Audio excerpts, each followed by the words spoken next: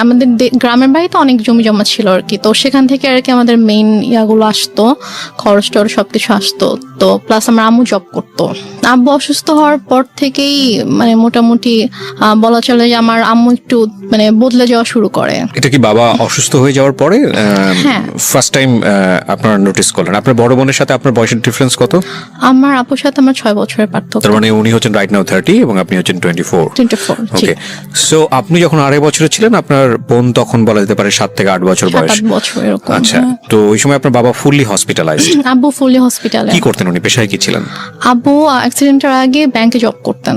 আচ্ছা, তো ওই সময় মা খারাপ আচরণ করা শুরু করলো? মানে আপুই বেসিক্যালি আমাকে পেলেছে আর কি ছোটবেলা থেকে আমাকে, কারণ আম্মু বেশিরভাগ সময় হয়তো জবের কারণে বাইরে থাকতো, আব্বু সিক ছিল, সব দায়িত্ব আম্মুকে নিতে হতো। ও, মাও তখন জব করতো? হ্যাঁ, আম্মু জব করতো। তো তখন থেকে আর কি আম্মু বাসায় আসলে দেখা যেত খুব অল্পতেই রেগে যেত, তারপর অনেক খারাপ ব্যবহার করতো। তো এগুলো নিয়ে আর কি আব্বুর সাথেও আম্মুর একটু ঝামেলা শুরু হয়ে যায় যে তুমি কেন বাচ্চাদের সাথে এরকম ব্যবহার করছো, এটা তো ঠিক করছো না তুমি।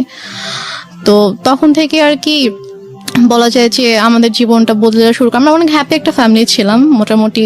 অ্যাক্সিডেন্টটা কিসের অ্যাক্সিডেন্ট হয়েছিল? অ্যাক্সিডেন্টটা হচ্ছে আব্বু গ্রামের বাড়িতে যাচ্ছিল, আমাদের বাসা থেকে গ্রামের বাড়িতে যাচ্ছিল। তো তখন আর কি একটা ট্রাক এসে টেম্পু টাইপের যে ইয়াগুলো থাকে না, গ্রামে একটা জায়গা থেকে একটা জায়গায় যায়, ওইরকম একটা গাড়িতে আব্বু ছিল আর কি। একটা ট্রাক এসে উপরে উঠিয়ে দেয়। গাড়ির যে স্টিয়ারিংটা থাকে, স্টিয়ারিংটা একদম আব্বুর পেটে ঢুকে যায়। ঢুকে মানে খুবই ডেঞ্জারাস অ্যাক্সিডেন্ট। আব্বুর শরীরে অনেক হাড্ডি ভেঙে যায়, তারপর হচ্ছে স্টিয়ারিং ঢুকে একদম আব্বুর পুরো পেট একদম মানে চিড়ে ফেরে জাস্ট সাইডে একটুখানি ঝুলে থাকে এমন অবস্থা, পেটের ভিতরে যা কিছু ছিল সবকিছু বের হয়ে যায়। মানে খুবই মানে ডেঞ্জারাস একটা অ্যাক্সিডেন্ট। আব্বুর বাঁচারই কথা না। রাইট। এখন আলহামদুলিল্লাহ আল্লাহ হায়াত দিয়েছিল জন্য আব্বু অ্যাক্সিডেন্টের পরে 14 বছরের মতো বেঁচে ছিল। বাট মানে যে অবস্থা ছিল আব্বু হাঁটতে পারতো না। আচ্ছা, আব্বুর 11 মাস পরে যখন আব্বুকে বাসায় নিয়ে আসা হলো, তখন আব্বু হাঁটতে পারতো না। আব্বু টোটালি হচ্ছে বিছানায় ছিল। তো আম্মু তখন আর কি আব্বুকে অনেক টেক কেয়ার করেছে। আব্বুকে হচ্ছে আমরা মানে যে ওয়াকার, বেবিরা যেরকম ওয়াকারে হাঁটে, আমরা ওরকম করে আব্বুকে নতুন করে আব্বুকে বসানো শিখাইতে হয়েছে, আব্বুকে দাঁড়ানো শিখাইতে হয়েছে, দেন ওয়াকারে করে আব্বুকে হাঁটাতে হয়েছে। তো তারপর যাই হোক অনেক বছর পার হলো। 2001-এ আমার বড় বোনের বিয়ে হয়ে যায়। আচ্ছা, আপুর খুব অল্প বয়সে বিয়ে হয়, তখন 14 বছর বয়স ছিল। তো মানে অনেক ভালো ছেলে পেয়েছিল, ওই জন্য হয়তো মানে বিয়ে দিয়ে দেয় আর কি। 14 বছর বয়সে? হ্যাঁ, আপুর যখন 14 বছর বয়স। তারপর 2001-এ বিয়ে হয়। তারপর 2005-এ আপু দেশের বাইরে চলে যায় হাজবেন্ডের সঙ্গে। আপুর হাজবেন্ড দেশের বাইরে থাকতো। তারপর 2005-এ দেশের বাইরে চলে যাওয়ার পরে আমরা হচ্ছে তখন তো আমি একা একদম, আব্বু আম্মু আমি। এর মাঝে তো অনেক মানে কি বলবো, নিজের মা সম্পর্কে আসলে এভাবে কথাগুলো বলতেও আমার খারাপ লাগছে, তারপর বলতে হয়। 2005-এ আপু চলে যাওয়ার পর থেকে আর কি আম্মুর মানে ব্যবহারগুলো আরো বেশি খারাপ হওয়া শুরু করে আমার সাথে, আব্বুর সাথে। বাবা কি তখন জব করছে নাকি একদম? বাবা বেসিক্যালি হচ্ছে যে অ্যাক্সিডেন্টের পরে বাবা জব করতো না, কারণ বাবা হাঁটা চলেই তো অনেক বছর করতে পারেনি। তারপর কি বাবার হচ্ছে যে কিছু মানে জায়গায় হয়তো টাকা দেওয়া ছিল বিজনেসের ইয়াতে, ওখান থেকে আসতো প্লাস বাড়ি থেকে আসতো, ওভাবেই আর কি আমাদের সংসার চলছিল। তারপর 2006 সালে আপনারা তখন কোথায়? আপনারা কি তখন ঢাকাতে নাকি? না, আমরা তখন ঢাকাতে না, আমরা তখন আমাদের বাড়িতে গেলেন কবে? বাড়িতে গিয়েছি আমরা হচ্ছে 1 বছর একটু বেশি সময় হচ্ছে ঢাকায় ছিলাম। আচ্ছা, তারপর হচ্ছে তখন থেকে আমরা বাড়িতে মানে 96-এর কি মাসে অ্যাক্সিডেন্ট করেছিল সেটা আমার মনে নেই, বাট আমরা হচ্ছে 13-14 মাসের মতো ঢাকায় ছিলাম। তারপরে আর কি আমরা বাড়িতে চলে যাই। বাড়ি কোথায় চলে গেলেন? আমাদের বাড়ি তো সিরাজগঞ্জ চলে গেলেন। আচ্ছা, তো সিরাজগঞ্জে মানে হচ্ছে আপনার বাবার বাড়িতে চলে গেলেন? না, আমাদের আমরা যে বাসাটা তখন আমরা ভাড়া থাকতাম ওখানে। সো 1 বছর বাবার এখানে থেকে ট্রিটমেন্ট করাতে হয়েছে বাবাকে শুধুমাত্র? তারপর আমরা সিরাজগঞ্জে চলে যাই। তো ওখানে আমাদের বাসা ছিল, ওখানে আমরা যাই, গিয়ে ওখানে থাকি আর কি। আম্মু কিছুদিন পরে হচ্ছে জয়েন করে। আম্মু আগেও জব করতো, ওই সেম জবটাতে আম্মু আর কি জয়েন করে। আচ্ছা, আর আব্বু হচ্ছে ওই টুকটাক মানে বেশি তো হাঁটাচলা করা নিষেধ ছিল, বলেছিল যে যতটা সম্ভব রেস্ট নিতে। তো আব্বু এরকম মানে জবে আর যাওয়া হয়নি। তো টুকটাক বিজনেস করতে ভাবে চলতো আর কি আমাদের। তো তারপর হচ্ছে 2006 সালে একটা ঘটনা আমি দেখি আর কি, মানে আমি ঘুমাচ্ছিলাম। তো ঘুম থেকে উঠে আমি যখন আম্মুর মানে বেডরুমের দিকে যখন আমি গেলাম, তো গিয়ে আর কি আমি খুবই আপত্তিজনক একটা আমি দেখি। সো তারপর থেকে আর কি আমার আম্মুর প্রতি আপনার বাবা কোথায় তখন? আমার আব্বু তখন বাইরে ছিল। বাইরে বলতে? বাইরে হচ্ছে আব্বু ওই ব্যবসার কাজে আব্বু বাইরে গিয়েছিল, একটা শপ ছিল ওখানে আব্বুর, তো ওই শপে গিয়েছিল আর কি। আচ্ছা, সো আপনি যে আপত্তিকর অবস্থাটা দেখলেন, এটা কি বেসিক্যালি আপনি ফার্স্ট টাইম নোটিস করলেন এরকম? হ্যাঁ, আমি মনে হয় ফার্স্ট টাইম নোটিস করলাম এরকম কিছু। তো তখন আপনি স্কুলে পড়েন? তখন আমি মেবি ক্লাস 7-এ পড়ি। স্কুলে পড়েন, হাই স্কুলে পড়েন? স্কুলে পড়ি তখন আমি। তো তারপর ওটা দেখার পর থেকে আম্মু তো প্রচন্ড ভয় পেতাম, মানে দেখা যেত যে আম্মু কিছু একটা বললে অথবা একটু জোরে কথা বললে আমি ভয় পেয়ে যেতাম, বুকের ভিতরে কাঁপুনি শুরু হয়ে যেত যে এখন কি হবে কি হবে। তো তারপর ওই ঘটনাটার পর থেকে আমি জাস্ট রুমে ঢুকে যখন দেখেছি সাথে সাথে আমি রুম থেকে বের হয়ে গিয়েছি আর কি, আমি আমার রুমে চলে গিয়েছি। তো তার কিছুক্ষণ পরে আম্মু এসেছে আমার রুমে, তো এসে আমাকে বলছে যে যা দেখেছো সেটা যেন বাবাকে না বলা হয়, যদি বলো তাহলে কিন্তু তোমার খবর আছে। আচ্ছা, মা আপনাকে সবসময় এই ধরনের শাসনই করতো? শাসনই করলো বিষয়টা নিয়ে? হ্যাঁ, শাসনই করলো। তারপর আমি তো আমি আগে বলেছি যে আমি প্রচন্ড ভয় পেতাম আম্মুকে, তো আমি আর কিছু বলি না, বাবা আসার পরও কিছু বলি না। তো তারপর এভাবেই চলছিল। এরপরও আরো কয়েকবার আমি এরকম ঘটনা আমার চোখের সামনে হয়েছে, কারণ ওই দিনে আমি দেখার পর থেকে আসলে আম্মুরও একটা ভয় কেটে যায় যে হ্যাঁ আমি তো বাবাকে কিছু বলিনি, আমি কিছু বলবো না। তো আমার সামনে এরকম ঘটনা আরো অনেকবার হয়েছে, বাট আমি বাবাকে কিছু বলতে পারিনি আর কি। তো তারপরে গিয়ে আমরা 2007 সালে আমরা নিজেদের বাসা করি। তো সিরাজগঞ্জে, হ্যাঁ, নিজেদের বাসা করার পরে ওখানে আমরা শিফট হই। তো তারপর 2009 সালে হঠাৎ করে একদিন আমার আব্বু প্রচন্ড অসুস্থ হয়ে যায়। আমরা এখানে একটা বিরতি নিতে চাই প্রিয় শ্রোতা। আপনারা শুনছেন মিস্টার ম্যাঙ্গো ক্যান্ডি প্রেজেন্স জীবন গল্প। আপনারা শুনছেন রেহনুমার জীবন গল্প। রেহনুমা রাইট নাও 24 শুভ হয়ে থাকতো। তারপর আমি আমার রুমে চলে যাই। তো হঠাৎ করে প্রায় 10-15 মিনিট পর আব্বু চিৎকার করে আমাকে ডাকে। তো আমি ছুটে আব্বুর রুমে যাই। তো রুমে যাওয়ার পরে দেখি যে আব্বু বলছে আমার খুব খারাপ লাগছে, তুমি আমাকে বারান্দায় নিয়ে যাও। আচ্ছা। তো আমি আব্বুর রুম থেকে আব্বুকে ধরে বারান্দায় নিয়ে আসি। তো আব্বু যখন থেকে ব্যথা শুরু হয় তখন থেকে আব্বু জাস্ট বুকে হাত দিয়ে রেখেছিল, যেখানে ব্যথা করছিল। আব্বু বসতে পারছিল না, শুতেও পারছিল না, শোয়া হয়েছিল বিছানায়। তুমি আব্বুকে ধরে বারান্দায় নিয়ে যাওয়ার পরে আব্বুকে চেয়ারে বসিয়ে দিই। তো তারপর আব্বু বমি করে দেয়। তো বমি হচ্ছিল, তো মানে তখন আমি কান্না করতে করতে আম্মুর কাছে যাই যে আম্মু আসো, আব্বু তো বমি করছে, মরে যাক আমার কি, আমি পারবো না যেতে, আমাকে ডাকবা না। এটা আপনার মা বলে? আমার মা বলে। আচ্ছা। তখন আমি খুব কষ্ট পাই, কারণ মার চেয়ে আমি বাবার খুব কাছে ছিলাম, বাবাকে প্রচন্ড ভালোবাসতাম। এখানে একটা বিষয় বলি প্রিয় শ্রোতা, আমি বারবারই বলছি, আজকে যে ধরনের ডিসক্লেমার আমরা দিয়েছি সেই ডিসক্লেমারের জায়গায় আমার আরো বেশ কয়েকটা কথা বলার আছে আজকের অনুষ্ঠানে। আজকেই ওর যে গল্পটা, সেই গল্পের পুরোটা জুড়েই থাকবে ওর মাকে নিয়ে বলা অনেক কষ্টজনক অনেক কথাবার্তা। আমাদের সমাজে কিংবা আমাদের পুরো পৃথিবীতে যদি বলি, মা হচ্ছেন এমন একটি ক্যারেক্টার, মা হচ্ছেন এমন একটি স্বর্গীয় গিফট সন্তানের জন্যে, যেখানে কোনো লজিকই খাটে না। মা যা মা তাই, এখানে অন্য কোনো কিছু বলার সুযোগ নেই। সুতরাং আজকের এই পার্টিকুলার বিষয়কে কেন্দ্র করে আপনি আইদার পজিটিভ আইদার নেগেটিভ কোনো কিছুই ভাববেন না মার এই বিষয়টাকে নিয়ে। আমি বারবার আপনাদেরকে সতর্ক করছি। আপনারা বরং ভাবুন এটা, যে একটা মেয়ে পরিবারে এই ধরনের পরিবেশের মধ্যে বড় হয়ে সে আজকে কোথায় দাঁড়িয়ে আছে, কিভাবে ফাইট করছে। কারণ এই পার্টিকুলার একটা মাকে দিয়ে সমাজের অন্য সকল মাকে চিন্তা করার কোনো সুযোগ নেই। চিন্তা করতে গেলে আপনার এই গল্পটাকে ফেক মনে হবে, এক। আর 2 নম্বর যেটা, সেটা হচ্ছে আপনি চিন্তা করতে গেলে ভয়ানক রকমের কষ্ট পাবেন। তবে হ্যাঁ, আমি ডেফিনেটলি শিওর যে আজকের এই গল্প শুনে অনেকেই হয়তো বা তার নিজের জীবনের গল্পটা খুঁজে পাবেন। কারণ এই ধরনের বিষয়গুলো মিডিয়াতে এত বড় হাইলাইট করা, এত বড় স্পেস দিয়ে মানুষকে সচেতন করা, মানুষকে ইন্সপায়ার করা, এটা আসলে রেডিওতেই ফার্স্ট হয়েছে। সো সেই জায়গা থেকে আমাদের জন্য এটা অনেক বড় একটা চ্যালেঞ্জ। আমি বারবার ইন্টারাপ্ট করছি আপনাদেরকে এই একটা জিনিস বোঝানোর জন্য, গল্পের ক্যারেক্টারের কোনো পার্টিকুলার বিষয় যেটা আপনার মধ্যে নেগেটিভ কনসিকুয়েন্স তৈরি করে ওটাকে ফোকাস না করে বরং এই মেয়েটার স্ট্রাগলটাকে ফোকাস করবেন প্লিজ। ওকে, হ্যাঁ। তারপর আমি মাকে ডাকতে চাইনি।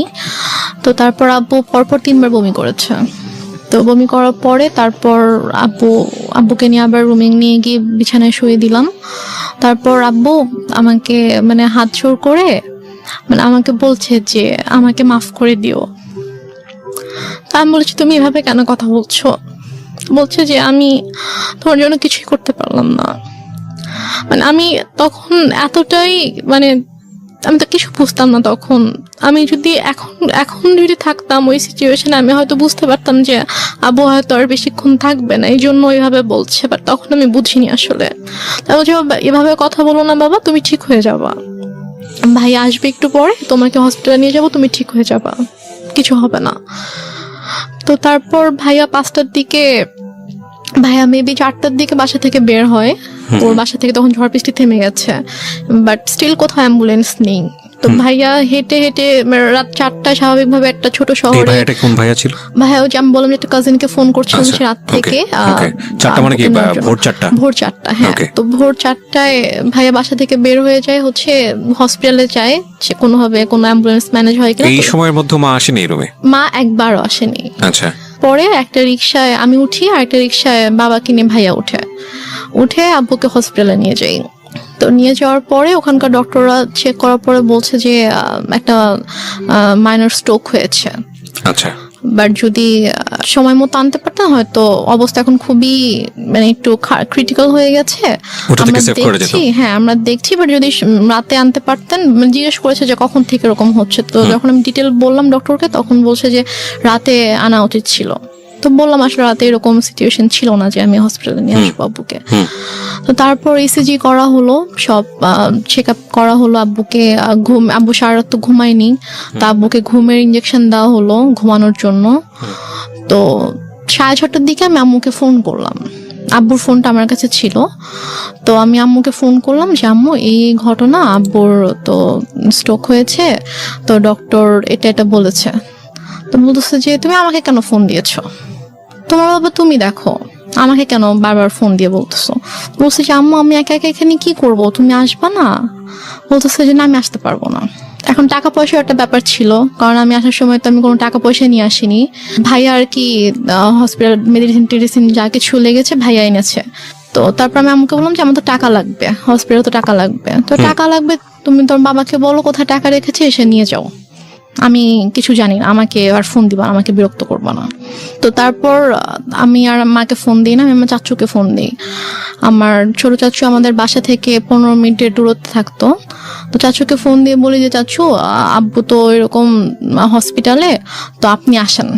সে বলে যে আমি মাত্র ঘুম থেকে উঠেছি, আমার অফিস আছে, আমি এখন আসতে পারবো। তো তারপরে আর কি ডক্টররা হচ্ছে আব্বুকে কেবিনে শিফট করলো। ফার্স্টে ইমার্জেন্সিতে ছিল, তারপর কেবিনে শিফট করার পরে আমি আবার প্রায় মনে হয় 8টার দিকে আম্মুকে ফোন করি, তুমি কি একটু স্যুপ অথবা রুটি সবজি একটু বানাতে পারবা আব্বুর জন্য? বলে কেন, আমি কেন বানাবো, তোমার দরকার থাকলে তুমি সে পানি নিয়ে যাও। কোন ক্লাসে পড়েন তখন আপনি? আমি তখন ক্লাস 9-এ পড়ি। ক্লাস 9-এ, ওকে। তো কি মনে করে আম্মু আবার প্রায় আধা ঘন্টা পরে ফোন দিয়েছে, ফোন দিয়ে বলছে যে একটু পরে তো বুয়া আসবে, তো বুয়া আসলে আমি বুয়াকে দিয়ে নাস্তা বানিয়ে পাঠিয়ে দিব। তো বললাম আচ্ছা ঠিক আছে। বুয়া আসছে পরে, হয়তো বুয়াকে দিয়ে নাস্তা বানিয়ে আম্মু নিজে এসেছে 9:30টার দিকে। এসে বলতেছে যে এই যে নাস্তা দিলাম, এখন আমি যাচ্ছি, আমাকে আর বিরক্ত করবা না, আমাকে আর ফোন দিবা না, কি কর তুমি করো, তোমার বাবার ড্রয়ারে টাকা আছে, ওখান থেকে নিয়ে তুমি খরচ করো, আমাকে বিরক্ত করো না তুমি। তারপর ডক্টর বললো যে আব্বুর মোটামুটি অবস্থা ভালো, মানে স্টিল কিন্তু স্যালাইন চলছে। তারপর বললো যে এখন মোটামুটি ভালো আছে। তো আরেকটা কথা বলে রেখে, হসপিটালটা ছিল হচ্ছে আমার চাচির ভাইয়ের আর কি। আচ্ছা। তো ওই আঙ্কেল এসে বললো যে সেই হিসেবে আব্বুর আর কি একটু এক্সট্রা কেয়ার হচ্ছিল। তো তারপর আড়াইটার দিকে ডক্টর এসে বললো যে এখন মোটামুটি ঠিক আছে, কোনো রিস্ক নেই।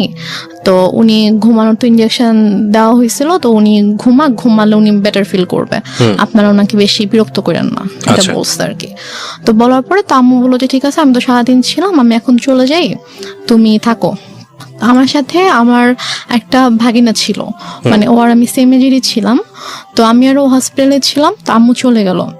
যাওয়ার পরে আমাকে আম্মু বাসায় চলে যাওয়ার, আমাদের হসপিটাল থেকে আমাদের বাসার দূরত্ব ছিল 5-6 মিনিট, রিক্সায় করে 5-6 মিনিট দূরত্ব ছিল। তো তারপর আম্মু বাসায় গিয়ে আমাকে ফোন দিয়েছে, ফোন দিয়ে বলছে তুমি বাসায় আসো, তুমি আমার যে ইয়াটা ছিল নাম ছিল মধু, বলছে তুমি আর মধু বাসায় আসো। তো আমি বলছি যে বাসায় কেন যাবো, আব্বু তো একা থাকবে। তো বলছে যে সমস্যা নেই, তুমি আসো, তোমার বড় খালামণি যাচ্ছে। আচ্ছা। তো আমি বললাম যে বড় খালামণি কেন আসবে, বড় খালামণিকে দেখলে তো আব্বু রেগে যাবে। মানে আমার বড় খালামণির সাথে আব্বুর একটু সমস্যা ছিল। আচ্ছা। সমস্যা ছিল বলতে যে মানে বড় খালামণির মানে বিহেভিয়ারের জন্য আব্বু বড় খালামণিকে পছন্দ করতো, এটা অ্যাভয়েড করতো আর কি। আচ্ছা। তো বলো যে আব্বু যদি রেগে যায় তখন তো আব্বুর জন্য তো এটা মানে খারাপ হতে পারে। একটু করে চোখ খুলেছে, তো খুলে বলছে মানে ইশারা করে বলছে যে না ঘুমাচ্ছি না। আম্মু তো আমাকে বাসায় ডেকেছে, আমি বাসায় যাচ্ছি, আমি গিয়ে চলে আসবো, বেশিক্ষণ থাকবো না, মা চলে আসবে, তুমি থাকো, আমি আসছি। তো আব্বু জাস্ট চোখ দিয়ে ইশারা করলো যে ওকে। তো দেন আব্বু একটু সাইডে ফিরে যখন ওদেরকে দেখেছে তখন আর কি আব্বুর মানে এক্সপ্রেশনটা চেঞ্জ হয়ে গিয়েছে আর কি। তো যাই হোক আমি তো চলে আসলাম বাসায়।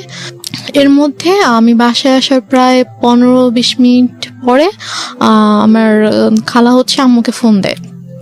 ফোন দিয়ে বলে যে ভাইয়ের অবস্থা ভালো না, তুই তাড়াতাড়ি আয়।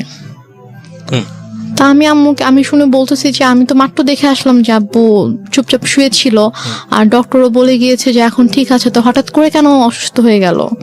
বলছি তো আমি জানি না, ঠিক আছে আমি গিয়ে দেখছি। তার বললাম যে আমিও যাব, তোকে যেতে হবে না, তুই ফ্রেশ হয়ে খেয়ে দে তারপর আয়। ওকে। তো আমি অনেকবার রিকোয়েস্ট করলাম আম্মুকে যে আম্মু প্লিজ আমি যাই, আমি তোমার সঙ্গে যাই। বলছে না তুই যাবি না, তুই থাক, আমি যাচ্ছি। তো আম্মু চট করে রেডি হয়ে আম্মু গেল।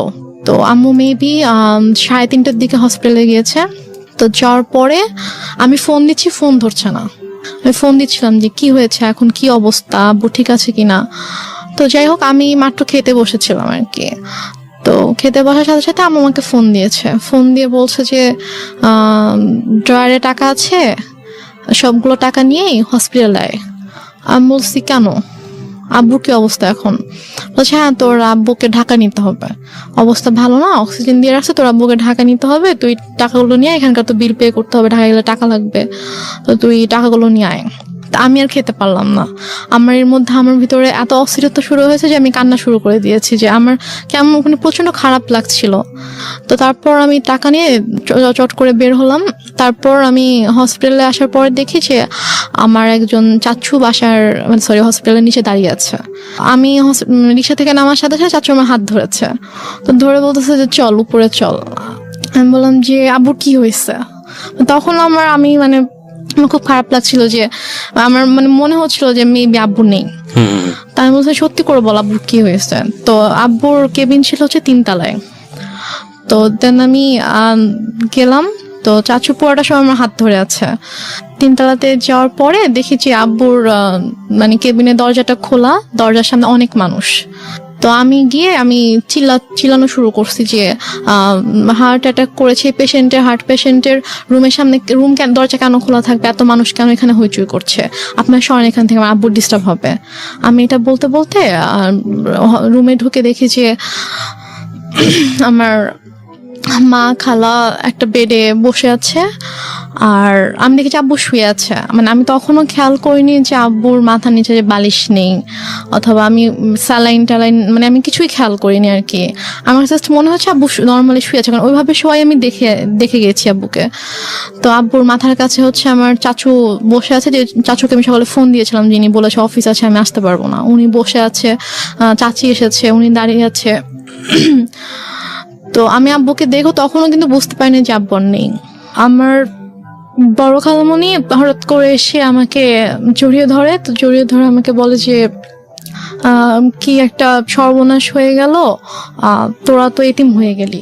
উনি খুব জোরে চিৎকার করে করে কান্না করছে, আর উনি ভাবে বিলাপ করে করে বলছে কি সর্বনাশ হয়ে গেল, তোরা এতিম হয়ে গেলে এখন তোদের কি হবে। এটা যখন বলেছে তখন জাস্ট আমি আব্বুর দিকে তাকিয়ে তখন আমি খেয়াল করেছি যে আব্বুর মাথার নিচে বালিশ নেই। তো আমি নর্মালি আমি আর আমার আব্বু মৃত মানুষকে ভয় পেতাম আর কি। আমাদের বাসার আশেপাশে বাসায় যদি কেউ মারা যেত, আমার আব্বু ওই বাসার সামনে দিয়ে 40 দিন যেতাম না। আমাদের একটা ধারণা ছিল যে মানুষ মরে গেলে ভূত হয়ে যায়, তারা এসে ভয় দেখাবে। আব্বুর ওই ভীতিটা ছিল, আমারও ওই ভীতিটা ছিল। আমরা ওই দিক দিয়ে না গিয়ে অনেকখানি ঘুরে যেতাম। তো বাট তখন আমার কোনো আমার মধ্যে কোনো ওই ভয়টা অথবা ওরকম কিছুই নেই। আমি আব্বুর কাছে গিয়ে আমি আব্বুকে এভাবে ধাক্কা দিচ্ছিলাম যে আব্বু কি হয়েছে তোমার, তুমি ওঠো তুমি। তো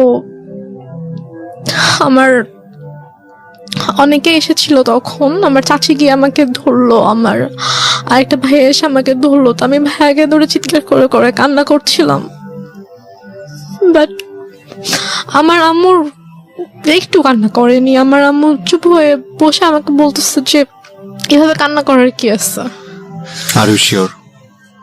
আমাকে বলতেছে, আমি যখন আমাকে বসাই দিছে আম্মুর পাশে, আমাকে বসাই দিছে আমার ভাইয়া, তো বলতেছে যে এভাবে কান্না করতেছো কেন, এভাবে কান্না করার কি আছে,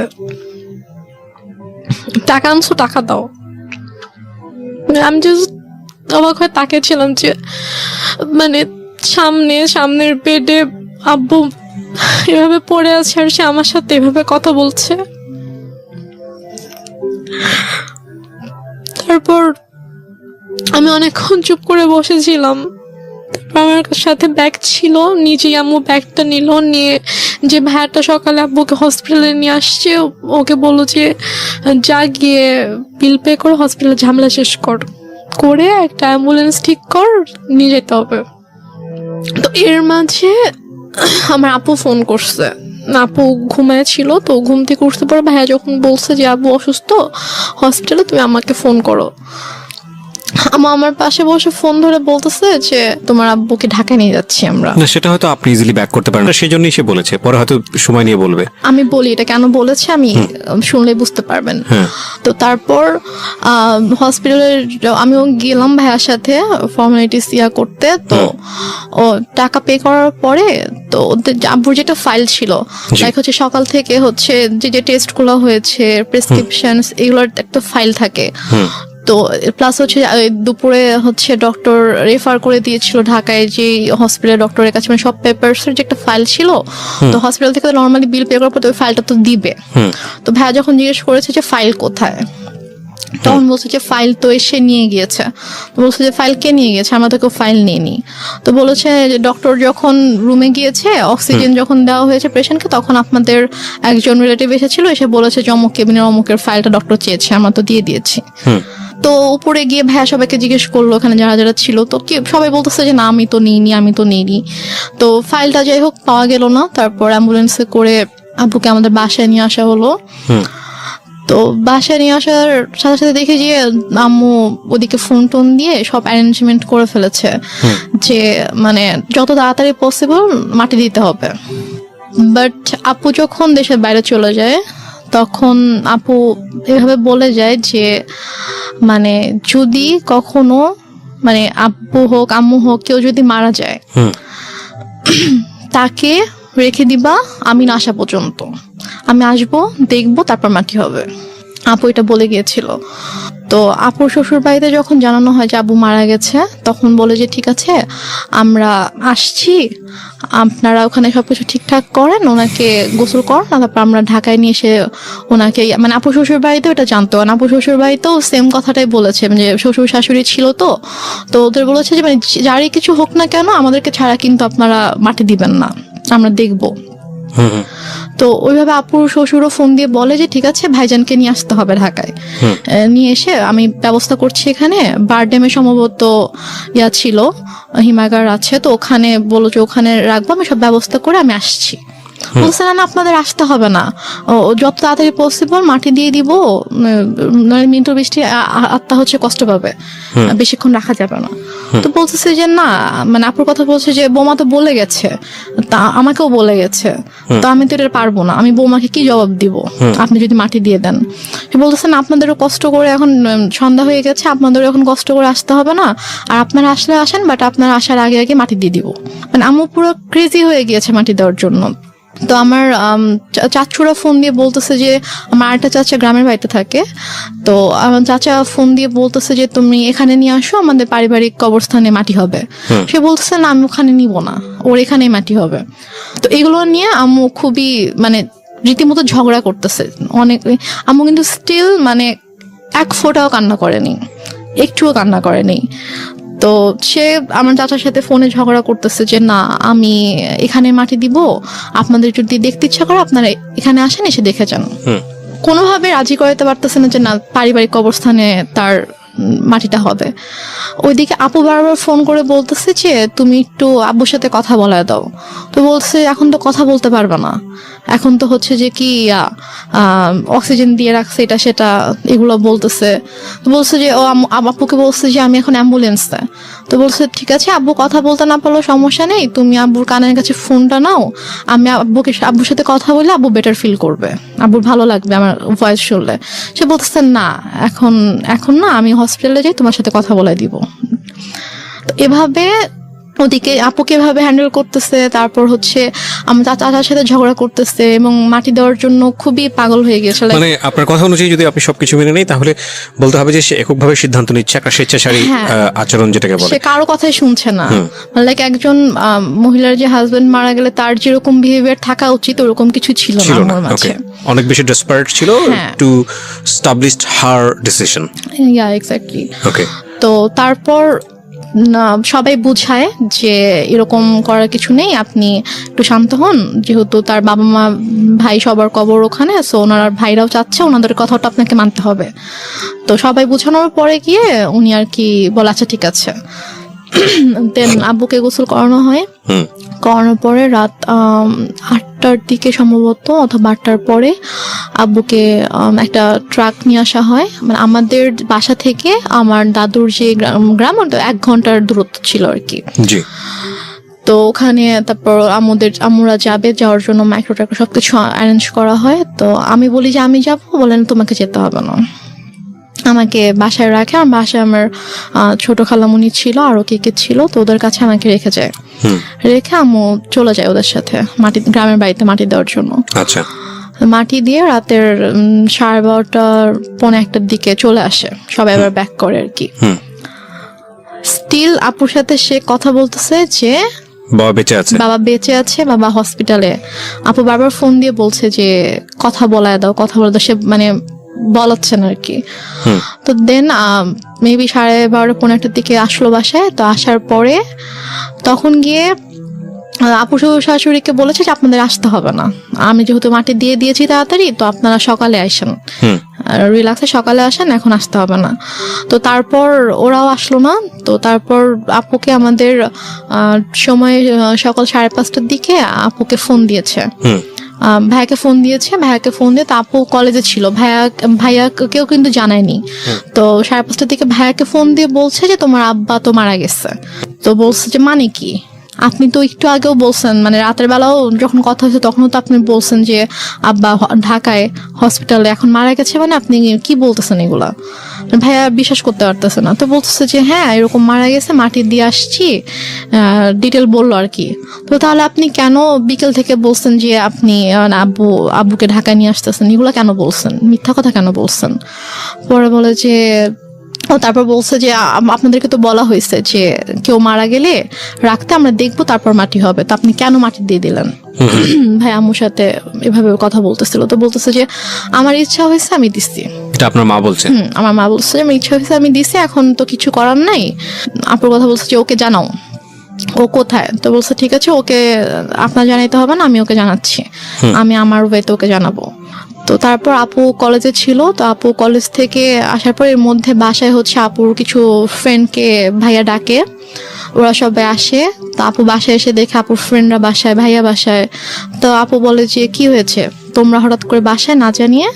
তো বলে আসলাম আর কি। তো ওরা অনেক খাবার টাবার রান্না করে আনছে, তো আনার পর আপুকে খাওয়ানো দাওয়ানোর পরে তারপর আপুকে বলছে যে এরকম আব্বু তো মারা গেছে। তখন আপু খুব শক, যে মানে কি, আমাকে তো বলা হয়েছে যে আব্বু হসপিটাল, আব্বু ঢাকায়, তাহলে আম্মু কেন মিথ্যা কথা বলছে? দেন আপু আম্মুকে ফোন করে বলে যে তুমি কেন মিথ্যা বললা, যাই হোক অনেক কথা। তো আম্মু বলে যে এরকম মৃত মানুষকে রাখতে হয় না, কষ্ট পায়, এগুলো নিয়ে আর কি অনেক ইয়া হয়। বাট তখনও আমি বুঝতে পারিনি যে আসলে ব্যাপারটা কি হয়েছে। তো এর মাঝে কথা ওঠে আব্বুর ওই ফাইলটা নিয়ে। এটা নিয়ে যখন কথা ওঠে যে ওই ফাইলটা কোথায়, আমার বড় খালার ছেলে হচ্ছে ডাক্তার। তো ভাইয়া এসে বলে যে আমি রিপোর্টস গুলো দেখবো, আমার কাছে মনে হচ্ছে যে ডাক্তারদের কোনো একটা অবহেলার কারণে, তো ভুল কোনো কিছুর কারণে এরকম ভাবে খালু মারা গেছে, কিন্তু ফাইলটা মিসিং। হ্যাঁ, তো এই জন্য ওরা হসপিটাল থেকে ফাইলটা মানে মিসিং করে দিয়েছে। আমরা একটা বিষয় একটু বলি প্রিয় শ্রোতা, আজকের এই গল্পটা একটু যে জায়গাটা এখন দাঁড়িয়ে আছে সেটা সামনের দিকে গিয়ে পুরোপুরি অন্যদিকে মন নেবে, because I know the story. এবং এইটুকুতে যদি নাটক বা সিনেমার গল্পের জায়গায় আপনি চিন্তা করেন তাহলে একজন ব্যক্তি যে ভিলেনের ভূমিকায় চলে এসছে, কিন্তু আমরা যেহেতু এখানে জীবন গল্প প্রচার করি, আমরা সবসময় একটা কথা বলি, প্রত্যেকটা মানুষই আমাদের এই অনুষ্ঠানের প্রেক্ষাপট থেকে রেসপেক্টেবল। দেখুন, ওই মানুষটাকে যদি আজকে রেহনুমা যে জায়গাটায় বসে আছে সেখানে বসানো যায়, সে তার জায়গা থেকে হয়তো বিষয়গুলোকে অন্যভাবে ব্যাখ্যা দাঁড় করানোর চেষ্টা করবে। এবং রেহনুমা যে কথাগুলো বলছে এখানে, সেগুলোকে একেবারে টাইম মেশিনে গিয়ে ওই সময়ে বসে ঘুরে দেখে প্রুফ করার কোনো সুযোগ নাই। সে কারণে আমরা একেবারে সারেন্ডার করি এই জায়গাটাতে, this is not investigative show. But কিছু বিষয় আছে যেগুলো আমরা আমাদের সামাজিকতার জায়গা থেকে জানি, যে একজন সন্তান কখন মার এগেনস্টে গিয়ে কমপ্লেইন করে, কিংবা মা কখন সন্তানের এগেনস্টে বলতে বাধ্য হয়, কারণ পৃথিবীর সবচাইতে মধুরতম সম্পর্ক হচ্ছে এই জায়গাটি। সুতরাং ওই জায়গাটির প্রতি আজকের এই অনুষ্ঠান শুনে রেসপেক্ট কমুক, এটা আমাদের উদ্দেশ্য নয়। আমরা বরং রেহনুমার মাকে সম্মান জানাই। আমাদের মার জায়গাটি থেকে যে ধরনের রেসপেক্ট আছে প্রত্যেকটা মায়ের প্রতি, রেহনুমার মায়ের প্রতিও আমাদের ঠিক সেই রেসপেক্টটাই থাকছে। আমরা বরং গল্পটাকে অন্যদিকে একটু ফোকাস করি, যে রেহনুমা এইরকম একটা প্রবলেম পরিবারের মধ্যে ফেস করেছে, বা করার পরেও সে আজকে কোথায় দাঁড়িয়ে আছে। এবং এই গল্পটা এই কারণেই প্রচার করতে চাই, সবাইকে যদি মানে আমাদের সামনে আনতে পারেন, রিসিপশনের জিনিস ছিল, উনি বলেছে যে তাহলে আমি চিনে ফেলবো আচ্ছা কে ছিল। উনি বলেছে যে, আমি জিজ্ঞেস করছিলাম যে মানে কে ছিল, মানে ছেলে ছিল নাকি মেয়ে ছিল, তো উনি বলছে একজন মহিলা ছিল। আচ্ছা, তো উনি এসে বললো যে অমুক কেবিনের অমুক পেশেন্টের হচ্ছে আমি রিলেটিভ, তো ডক্টর ফাইলটা চেয়েছে, ফাইলটা দেন তাড়াতাড়ি। তো ফাইলটা পরে নিয়ে গিয়েছে। তো যাই হোক, তো তারপর এটা নিয়ে আর কোনো ইয়া হয়নি। আম্মুকে যখন বললাম যে চলো তাহলে আমরা সবাইকে নিয়ে যাই ওখানে যেদিন ছিল, বলছে যে না, আমরা আমরা আমরাই তো ছিলাম, আমরা তো কেউ যাই নাই। তা বলছে যেতে সমস্যা কোথায়, চলো। আমি বলছেন আমি যাব না। তো এটা নিয়ে এক পর্যায়ে আমার সাথে অনেক বড়ই সিন ক্রিয়েট হয়েছে, অনেক কথা কাটাকাটি হয়েছে। ভাইয়াও বলেছে যে খালা চলো, কি সমস্যা। তো সে বলছেন আমি যাব না। তো ওই হসপিটালে মূলত ছিল যে আমাদের ফ্যামিলি ডক্টর যেটা থাকে, তো ডক্টর এখানকার ছিল, আমাদের কিছু হইলে আমরা ওই হসপিটালতে যেতাম আর কি। তো তারপর থেকে আমার ওই হসপিটালে যায় না। আচ্ছা, মানে কোনো প্রবলেম হলে আর ওই হসপিটালে যায় না, সে ডক্টর চেঞ্জ করে ফেলছে, হসপিটাল চেঞ্জ করে ফেলছে। তো তারপর যাই হোক, এটা নিয়ে আর কোনো কথা কাটাকাটি হয়নি, কিছু হয়নি, শেষ হয়ে গেল ব্যাপারটা। তো তারপর থেকে আব্বু মারা গেল হচ্ছে মে মাসে। সেপ্টেম্বর মাস থেকে হঠাৎ করে আম্মুর কি হলো, সে আমাকে বলছে যে তোমাকে বিয়ে দিয়ে দিব। আমি তো বিয়ে করব না, আমি তো অনেক ছোট আছে। কোন ক্লাসে পড়েন? আমি তখন 9-এ পড়ি। তা আমি বলেছি আমি তো বিয়ে করব না। তো বলেছে যে না, তোমাকে বিয়ে করতে হবে। আমি বলেছি যে কেন, তোমার দায়িত্ব আমি নিতে পারতেছি না। একটু একটা মিনিট, মানে টু বি অনেস্ট, যে জিনিসটা আমার জানার আছে সেটা হচ্ছে যে আপনি তো মোটামুটি গল্পের যে গ্রাফটা মেনটেন করছেন তাতে বোঝাই যাচ্ছে যে আপনার সঙ্গে আপনার মায়ের একটা সম্পর্ক, এই সম্পর্কটা স্বাভাবিক সম্পর্ক ছিল না। এটা একটা বৈরী সম্পর্ক। এবং আপনার বোন চলে গেল কানাডাতে, আপনারা দুই বোন, বাবা তো মারাই গেল, এবং ইন দ্য মিন টাইম আপনারা সিরাজগঞ্জে বাড়ি করেছেন। তার মানে ওই বাড়ি বলতে আপনারা কয়টা, আপনার পুরো একটা ফ্ল্যাটে আপনি এবং আপনার মা, এবং আপনি তখন ক্লাস 9-এ পড়ছেন। 2-3টা বিষয় এখানে নোট করার মতো প্রিয় শ্রোতা। একটা হচ্ছে যে ওর মার বয়সও কিন্তু তখন অনেক অল্প বয়স, 1। 2 নম্বর হচ্ছে যে মা সাথে সন্তানের সম্পর্কটা স্বাভাবিক না, এবং শুধু ওর সাথে না, ওর কথা অনুযায়ী ওর বড় বোনের সঙ্গে স্বাভাবিক না। এবং ও যে বিষয়গুলো দেখেছে সেটার পরে ওর সাথে ওর মার একটা সম্পর্কে ভীষণ রকম দূরত্ব তৈরি হয়েছে মানসিকভাবে, সেটাই স্বাভাবিক। অ্যান্ড সবচেয়ে বড় ইম্পর্টেন্ট যে বিষয়টা সেটা হলো যে ও ক্লাস 9-এ পড়ে, তার মানে হচ্ছে তখন ওর বয়ঃসন্ধিকাল চলছে। সো বয়ঃসন্ধিকালটা হচ্ছে কোনো ছেলে এবং কোনো মেয়ের জন্য সবচেয়ে ডেঞ্জারাস টাইম। ওই সময়টাতে রাতারাতি দেখবেন একটা ছেলে এবং একটা মেয়ের মধ্যে বেশ কিছু জিনিসের পরিবর্তন আসে, শারীরিক পরিবর্তনের পাশাপাশি ভয়ঙ্করভাবে মানসিক পরিবর্তন আসে। এবং এই জন্যই দেখবেন যে ক্লাস 7-8-এ চলে গেলে হঠাৎ করে ছেলেরা কিংবা মেয়েরা ধাম করে বড় হয়ে যায়। এই যে ব্যাপারটা, এই স্টেজটা কিন্তু খুব মারাত্মক এবং এটাকে খুব সফটলি ডিল করা উচিত। এই ডিল করার জায়গাটাতে মা কিংবা বাবা মা বা কাছের বন্ধুদেরকে অনেক বড় একটা ভূমিকা পালন করতে হয়। তো সেই জায়গাটিতে এই মেয়েটিরও এক ধরনের রাফ আচরণ হলেও হতে পারে যেটা মায়ের সঙ্গে, আমি ঠিক জানি না। আমি কোশ্চেনটা করতে চাই, একটা যেটা হচ্ছে যে আপনার বড় বোনের খুব অল্প বয়সে বিয়ে হয়েছিল যেটা আপনি বলছিলেন, তো সে কারণে কি ফ্যামিলি ট্রেডিশন এটা ছিল যে ঠিক আছে আপনাকেও বিয়ে দিয়ে দিক না, নির্ঝঞ্ঝাট? এরকম কিছু ছিল না। বরং উল্টো তো হওয়া উচিত, কারণ যেহেতু আপনাকে বিয়ে দিলে আপনার মা একা হয়ে যাবে একদম। একা হয়ে যাবে। সো আপনাকে বরং বিয়ে একটু বয়স হলেই দেওয়াটা স্বাভাবিক। আমি বরং যেটা দেখতে পাচ্ছি যে উল্টো ছিল। তার মানে আপনার আচরণ কি এমন ছিল আপনার মায়ের প্রতি যে আপনার মা আপনাকে সহ্য করতে পারছে না? এরকম কিছু ছিল না, কারণ আচ্ছা। আমি প্রথম থেকে বলে আসছি যে আম্মুকে দেখে প্রচন্ড ভয় পেতাম। ধর আম্মু কোনো কিছু নিয়ে যদি কোনো কিছু বলতো একদম মানে চুপ হয়ে যেতাম। কখনো যে তর্ক করা অথবা ওইভাবে ঝগড়া করা এরকম কিছু, অথবা উল্টে পাল্টা কোনো জবাব দেওয়া, এরকম কখনোই কিছু ছিল না। ওই কয়েকটা মাস আমার মানে এমন কেটেছে যে আব্বুর জন্য আব্বুকে এত বেশি মিস করতাম এবং ওই রাতটার কথা মনে পড়ে। এই যে এই ফিলিংসটা নিয়ে যদি আরেকটা মানুষ আপনার পাশে দাঁড়াতো তাহলে মনে হতো যে না এই মানুষটা আমার কাছের মানুষ, হ্যাঁ, সেটা। যেটা আপনার মার কাছ থেকে আসার কথা ছিল। আপনার কথা অনুযায়ী আপনার মা ওই সময়টাতে খুবই স্বাভাবিক ছিলেন, তার মানে ওইটা আপনার কাছে আরো বেশি কষ্টদায়ক মনে হচ্ছিল। সেটাই। বলুন তারপর। যারা এসেছে তারাই কিন্তু আমাকে সান্ত্বনা দিয়েছে, বাট আমার মার থেকে আমি কোনো সান্ত্বনা পাইনি। তো আমি আসলে অনেক বেশি মানে একা হয়ে গিয়েছিলাম। তো সেই একাকিত্ব থেকে আমি আর কি ঘুমাতাম না। তো যাই হোক, তো সেপ্টেম্বরের দিকে হঠাৎ করে আম্মু একদিন আমাকে বলে যে দেখো আমার অনেক ঝামেলা হচ্ছে। ব্যাপারটা এরকম না যে আম্মু আমার দায়িত্ব নিতে পারছে না, যে আমার জন্য আম্মুর খরচ হচ্ছে, আমার খরচ কিন্তু আপুই পাঠাতো। তো সে আমাকে বলছে যে না আমি তোমাকে রাখতে পারবো না, আমি তোমার দায়িত্ব নিতে পারছি না, তোমাকে বিয়ে দিয়ে দিব। তা আমি বলি ঠিক আছে, আমি আপুর সাথে কথা বলতে চাই। তোমার যদি খুব বেশি সমস্যা হয় তাহলে আমি আপুকে বলি, আপু আমাকে হোস্টেলে পাঠিয়ে দিক। আচ্ছা। তো বলেছে না আপুকে বলা যাবে না।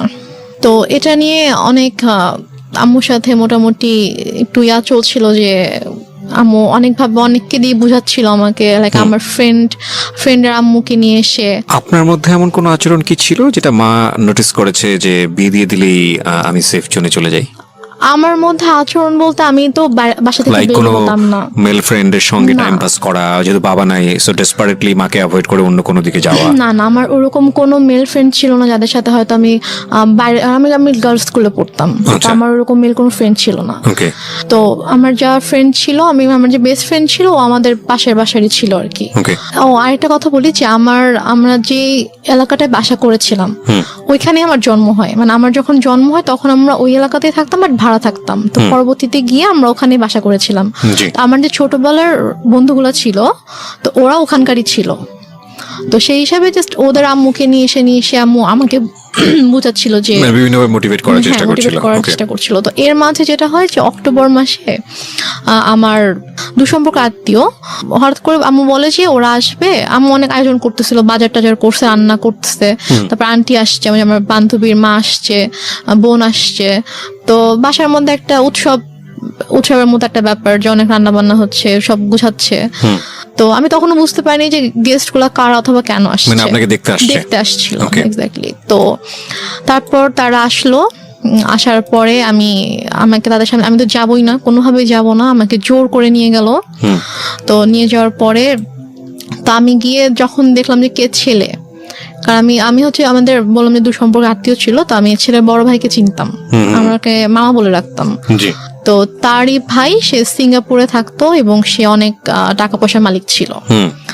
এবং ছেলেটা মানে মানুষের সবাই আল্লাহর সৃষ্টি, কারো চেহারা নিয়ে খারাপ কথা বলতে চায় না, তো বলতেও হয় না। তারপর আমি জাস্ট বলছি যে ছেলেটা অনেকটা লম্বা ছিল, লাইক সে দেখতে এক কথায় যে সে যে নিগ্রোদের মতো ছিল। নিগ্রোদের যেরকম অনেক কালো হয়, যে ওরা দেখতে যেরকম হয় এক্স্যাক্টলি দেখতে ওরকম ছিল অনেকটা। তো আমি জাস্ট গেলাম, যাওয়ার পরে আমি যখন দেখলাম, তো দেখে আমি সাথে সাথে তো আমি রুম থেকে চলে আসছি। ওকে। তারপর আম্মু আমার রুমে আসলো যে তুমি এরকম বেয়াদবের মতো উঠে কেন চলে আসলা। তা আমি বললাম যে আমি ওখানে কেন থাকবো, তুমি তো আমাকে জোর করে নিয়ে গিয়েছো, আর তুমি ছেলের অবস্থা দেখছো কিরকম। তো পরে বলতে বিষয়টা কিরকম যে ছেলেটাকে পছন্দ হলে আপনি বিয়ে করে ফেলতেন? না, পছন্দ হলে যে বিয়ে করতাম সেটা না। আমি বলছি যে তোমার কি মানে এতটুকু মানে নেই যে তুমি এরকম একটা ছেলের সাথে আমাকে বিয়ে দেওয়ার জন্য নিয়ে আসছো, মানে তোমার রুচিবোধে কিভাবে এটা করলো যে তুমি এরকম একটা ছেলের সাথে আমাকে বিয়ে দিবা, এরকম একটা ছেলের সাথে তুমি আমাকে বিয়ে দিতে চাও। আচ্ছা। এই জন্য আর কি ছেলেকে পছন্দ হলে যে আমি বিয়ে করতাম ব্যাপারটা এরকম না, কারণ বিয়ের কোনো চিন্তা ভাবনা আমার মাথায় ছিলই না। তো তারপর তো আমি ওখানে আর গেলাম না, ওদের সামনে আর গেলাম না, আম্মু অনেক ফোর্স করলো। দেন ওরা বিকেলে চলে গেল। তো যাওয়ার পরে আমাকে ওই আমার আন্টি তারপর আম্মু সবাই মিলে বুঝাচ্ছে যে সোনার চামচ হচ্ছে বাঁকা হলেও ভালো, ছেলে না হয় দেখতে একটু খারাপ বাট স্টাবলিশড একটা ছেলে, সিঙ্গাপুরে অনেক কিছু করেছে, তার অনেক টাকা পয়সা, তো সমস্যা কি? ওকে, ছেলে বয়স অনেক বেশি ছিল, 40 আপ ছিল। আপনি তখন ক্লাস 9-এ আমি পড়েন? তখন ক্লাস 9-এ পড়ি। মানে 14 থেকে 15 বছর বয়স সর্বোচ্চ। তো তারপর গিয়ে যাই হোক, এটা নিয়ে আমি বললাম যে না, আমি কোনোভাবেই বিয়ে করব না, আমি আমাকে আপুর সাথে কথা বলতে দাও, আমি এখান থেকে চলে যাবো, আমি তোমার কাছে থাকবো না, কিন্তু আমি বিয়ে করবো না। আচ্ছা, বাট আম্মু কোনোভাবে আপুর সাথে আমাকে কথা বলতে দিচ্ছে না। ফাইন। আমরা এই জায়গাটা একটা বিরতি নিতে চাই প্রিয় শ্রোতা। গল্পের মোড়টা কিন্তু ঘুরে গিয়েছে এবং গল্পের মোড় আরো ঘুরতেই থাকবে। রাত 2টো পর্যন্ত আপনার সঙ্গে আমরা আছি। আপনারা শুনছেন মিস্টার ম্যাঙ্গো ক্যান্ডি প্রেজেন্স জীবন গল্প। রেহনুমা হচ্ছে আজকে আমার গেস্ট। আমি আরজি কিবরি আপনার সঙ্গে রয়েছি এবং ঢাকা এফএম সারা বাংলাদেশ ব্যাপী এই মুহূর্তে কান পেতে আছেন আপনারা, আমরা জানি। দেশের প্রত্যন্ত অঞ্চল থেকে আপনারা আমাদেরকে শুনতে পাচ্ছেন। প্রতিটি জীবন গল্পই কোনো না কোনোভাবে আমাদেরকে কোনো কিছু শেখায়। এক একটা গল্প আমাদেরকে এক একটা পথ তৈরি করে দেয় এবং আমি খুব খুশি হই যখন আমি দেখি যে বিভিন্ন জায়গা থেকে ফোন আসে এবং আমাকে বলে যে ভাইয়া ওই জীবন গল্পটা আমার জীবনটাকে চেঞ্জ করে দিয়েছে। আসলে আমরা যদিও বলি এটা একটা এন্টারটেইনিং শোতে ফিলিংস অনেক বড় একটা ফ্যাক্ট। মনের মধ্যে ধাক্কা দিতে হবে যে কখনো দুঃখ, কখনো আনন্দ। মানে এই ছেলেটা অ্যারেঞ্জ ম্যারেজে ছিল? অ্যারেঞ্জ ম্যারেজে ছিল। কি করতো ছেলেটা তখন হচ্ছে মানে ওদের ফ্যামিলি বিজনেস ছিল। এমনি এডুকেশন ওই সময়টা তোর? ও বিবিএ কমপ্লিট করেছিল। ওকে, আপনি ক্লাস 9-এ পড়েন? হ্যাঁ। ছেলেটাই বা আপনাকে বিয়ে করলো কেন বা রাজি হলো কেন? I don't know. সে আমাকে পছন্দ করতো, ইভেন আমার আগে থেকে পছন্দ করতো। তো আমাকে আমার বান্ধবীর মাধ্যমে বলেছিল যে ওকে আমার অনেক ভালো লাগে, ওকে একটু বল। তো আমার ফ্রেন্ড আমাকে বলেছিল যে ভাইয়া তোকে পছন্দ করে, তো মানে রিলেশনশিপে যাবি কিনা অথবা এরকম আমাকে বলেছিল। তো আমি বলেছি না, আমি এরকম কোনো কিছুতে যাব না। তো তারপর আর কি সে এবং মানে মাঝে মাঝে হয়তো আমার ফ্রেন্ডের ফোনের মাধ্যমে তার সাথে আমার কয়েকবার কথা হয়েছিল যে আবু মারা যাওয়ার পরে আর কি, যে ভাইয়া তোর সাথে কথা বলতে চেয়েছে। তো তারপর কথা হয়েছে। তো সে আমাকে অনেক পছন্দ করতো।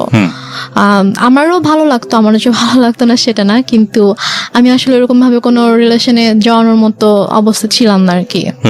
তো যাই হোক, নভেম্বরের 28 তারিখে আমার বিয়ে হয়ে যায়। তারপর আমি ঢাকায় চলে আসি, ওরা সবাই ঢাকায় থাকতো। হাজবেন্ডের নাম কি ছিল? ওর নাম ছিল শাহেদ।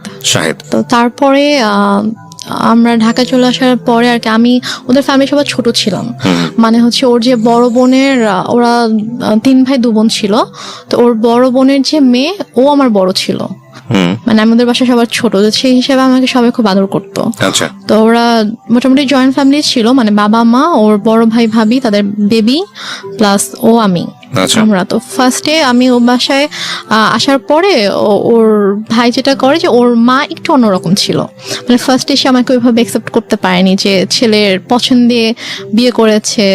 মানে ছেলে মানে উনি আর কি বিয়ের একটু বিপক্ষে ছিল, যে উনি চায়নি যে ও আমাকে বিয়ে করুক, যে তুমি এমনি হুটহাট করে একটা মেয়েকে কিভাবে বিয়ে করতে চাও, তুমি বিয়ে করো না। তো বারো বলেছেন আমি বিয়ে করবো, আমার মেয়েটাকে ভালো লাগে, আমি বিয়ে করবো। তো এই জন্য আর কি উনি একটু আমার সাথে একটু অন্যরকম ছিল। তো তারপর যেটা হয় সেটা হচ্ছে যে ওর সবার ডিসিশন অনুযায়ী যে তোমরা কিছুদিন আলাদা থাকো, আলাদা থাকার পরে মাঝে মাঝে আম্মুর সাথে ওর দেখা হোক, ওর সম্পর্কটা একটু ইজি হোক, তারপরে তোমরা এসো। বাট প্রথমে যদি দেখো তোমরা এখানে কন্টিনিউয়াসলি থাকতে থাকো, তখন দেখা যাবে যে হয়তো আম্মা ওকে এখন একটু নিতে পারতেছে না ভাবে মেন্টালি, তো ওর সাথে হয়তো কোনো একটা মিসবিহেভ করে ফেলো, সেটা হয়তো খারাপ হবে। তো তোমরা আলাদা থাকো, তারপরে মাঝে মাঝে আসবা, আমরাও যাব, তারপর ঠিক হয়ে গেলে তখন চলে এসো এখানে। তো ওদের বাসা থেকে 2-3টা রোড পরে আর কি আমাদের জন্য একটা বাসা ঠিক করে। তো সে বাসাটায় আমরা ওখানে 2 মাসের মতো ছিলাম, প্রায় 2 মাসের মতো ছিলাম। তো এর মাঝে ওর আব্বু অনেকবার এসেছে আমাদের বাসায়, তারপর আমরাও যেতাম ওখানে। তো দেখা যায় ওনার সাথে আমি শপিং এ যেতাম, আম্মুর সাথে, শাশুড়ি মায়ের সাথে। তো ওনার সাথে আমার মোটামুটি ভালো একটা সম্পর্ক হয়ে যায় আর কি। তারপর উনি বলে ঠিক আছে তোমার বাসায় চলে আসো। তারপর আমরা বাসায়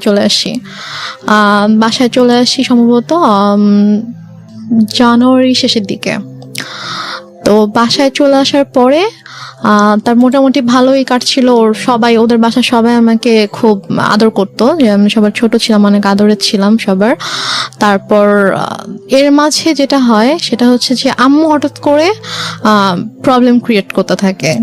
প্রবলেম আমার আম্মু প্রবলেম ক্রিয়েট করতে থাকে বলতে যে আমাকে ফোন করতো অথবা আমার হাজবেন্ডকে ফোন করতো, ফোন করে হয়তো চিল্লাফাল্লা করতেছে, আসো তুমি, আসতেছো না কেন, আমাকে বারবার ডাকতো। তো আমরা ঠিক আছে আমি তো আসবো, সমস্যা নেই আমরা আসবো। তো আমরা এর মাঝে গিয়ে একবার ঘুরেও এসেছিলাম। আচ্ছা, তো সিরাজগঞ্জ থেকে ঘুরে এসেছিলাম। তো তারপরে সে হঠাৎ করে একদিন বলতেছে যে তুমি একবারে চলে আসো।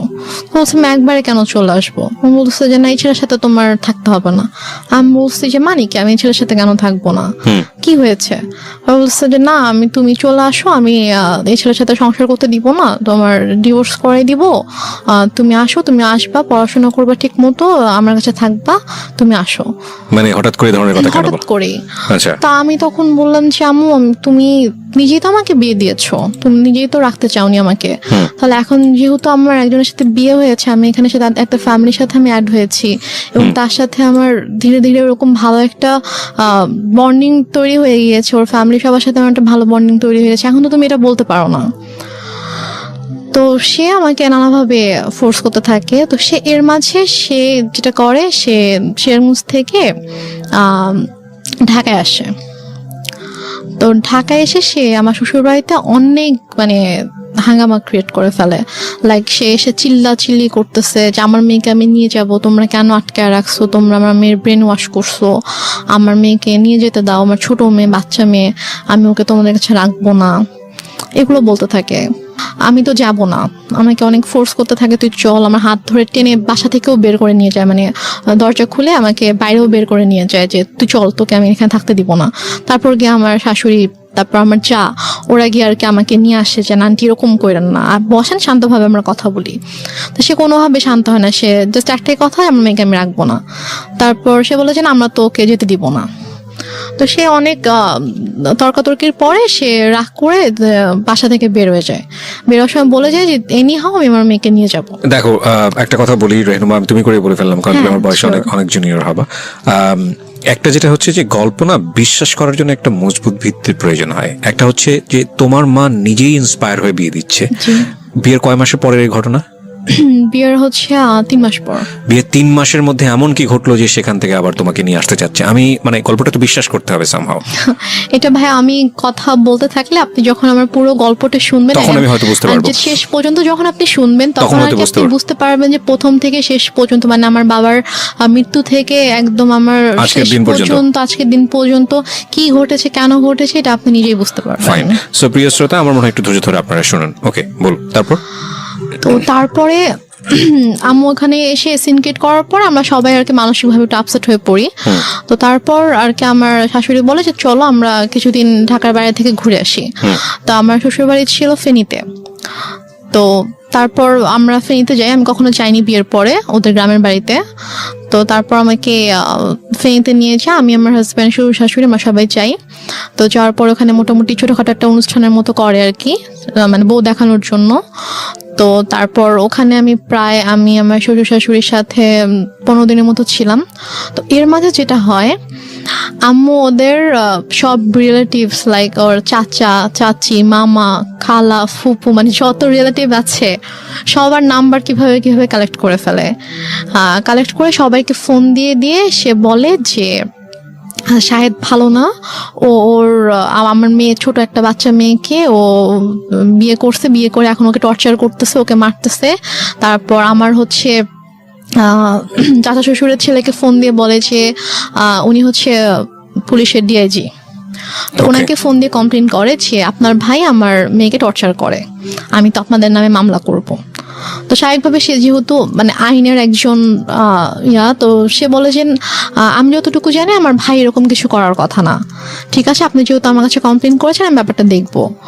তো উনি তারপর আমার হাজব্যান্ডকে, আমার শ্বশুর শাশুড়িকে মানে কথা বলে, ওনাদের সাথে কথা বলে বলে যে কি হয়েছে, তখন বলতেছে যে তুমি তো আমাদের কথা বিশ্বাস করবো না, তুমি বৌমার থেকে শুনো যে মানে আমাদের কোনো দোষ নেই অথবা আমরা কিছু করি নাই, ওর মাই এরকম সিন ক্রিয়েট করতেছে, ওর মা একটু অন্যরকম, ওর মাই এরকম ঝামেলা করতেছে, আমাদের ওর থেকে শোনো। তো ভাই আমার সাথে কথা বলে, বলার পর ভাইয়াকে বলি যে ভাইয়া এরকম কোনো সমস্যা নেই, শাহেদ আমার সাথে কোনো খারাপ ব্যবহার করেনি, আমাকে কখনো মারেনি, আর ওর সাথে আমার অনেক ভালো সম্পর্ক, কিন্তু আম্মু চাচ্ছে না যে আমি ওর সঙ্গে থাকি, এই জন্য আম্মু এরকম সিনক্রিট গুলো করছে, আপনি কিছু মনে করেন না। জি। আমি খুবই সরি আমার মার পক্ষ থেকে, Okay. এবং ওদের ফ্যামিলি সবার কাছে আমি খুব মানে সরি বলি যে আমার জন্য আপনাদেরকে এত কিছু সহ্য করতে হচ্ছে। মানে ওদের কাছে কন্টিনিউয়াসলি সবার থেকে ফোন আসতে থাকে, ওদের সব রিলেটিভসরা ওদেরকে ফোন দেয় যে কি তোমরা নাকি বউ আটকে রেখে বউকে পিটাচ্ছ। তো সে যেটা করে যে ওদের মানে বাসার যে থানা ছিল ওই থানায় ফোন করে, থানার ওসিকে ফোন করে, ফোন দিয়ে বলে যে অমুক মানে অ্যাড্রেস বলে যে অমুক বাসার মধ্যে আমার মেয়েকে আটকে রাখছে, আমার মেয়েকে আমার কাছে আসতে দিচ্ছে না, আমার মেয়ে অনেক কান্নাকাটি করতেছে আমাকে ফোন দিয়ে, আপনারা প্লিজ ওখানে যান, গিয়ে আমার মেয়েকে আমার কাছে পাঠিয়ে দেন। তখন ওরা বলে যে এটা তো অমুক স্যারের বাড়ি, তো স্যারের ফ্যামিলিতে তো এরকম হওয়ার কথা না, আমি আপনার কথা বিশ্বাস করতে পারছি না, ঠিক আছে আমাকে এটা দেখতে হবে। ওকে। তো উনি দেন আমার ওই যে ভাসুরকে ফোন করে, ডিআইজি যিনি ওনাকে ফোন করে বলে যে স্যার এরকম একজন ফোন দিয়েছিল, এখন আমি কি করব, আমি কি যাবো আপনাদের বাসায়? তখন বলে যে আমার বাসায় যাওয়ার কোনো দরকার নেই, উনি আমাকেও ফোন দিয়েছিল, আমি কথা বলেছি, এরকম কিছু নেই, তুমি চাইলে তুমি যেতে পারো, গিয়ে আমার ভাইয়ের বোর কাছ থেকে শুনে আসতে পারো যে এরকম কিছু হয়েছে কিনা। আচ্ছা। তো সে বলে না স্যার আমি এটা দরকার মনে করছি না, তো উনি আর আসে না।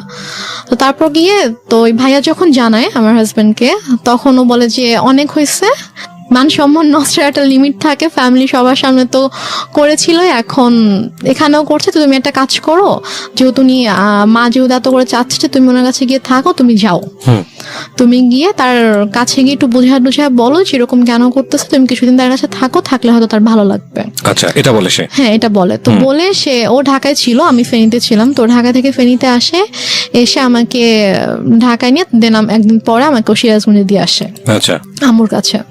তো ওই যে আমি গেলাম, আমাকে আম্মু আর আসতে দেয় না, সে আমার হাজবেন্ডকে আসতে দেয় না, আমাকে বলে যে নিয়ে যাবো, 15-20 দিন ছিলাম, থাকার পর থেকে তো সবাই ফোন দিচ্ছে, শাশুড়ি ফোন দিচ্ছে, শ্বশুর ফোন দিচ্ছে যে ওকে পাঠান, ওকে নিয়ে আসুক। তো তারপর গিয়ে আমি আম্মুর কাছে থাকা শুরু করলাম।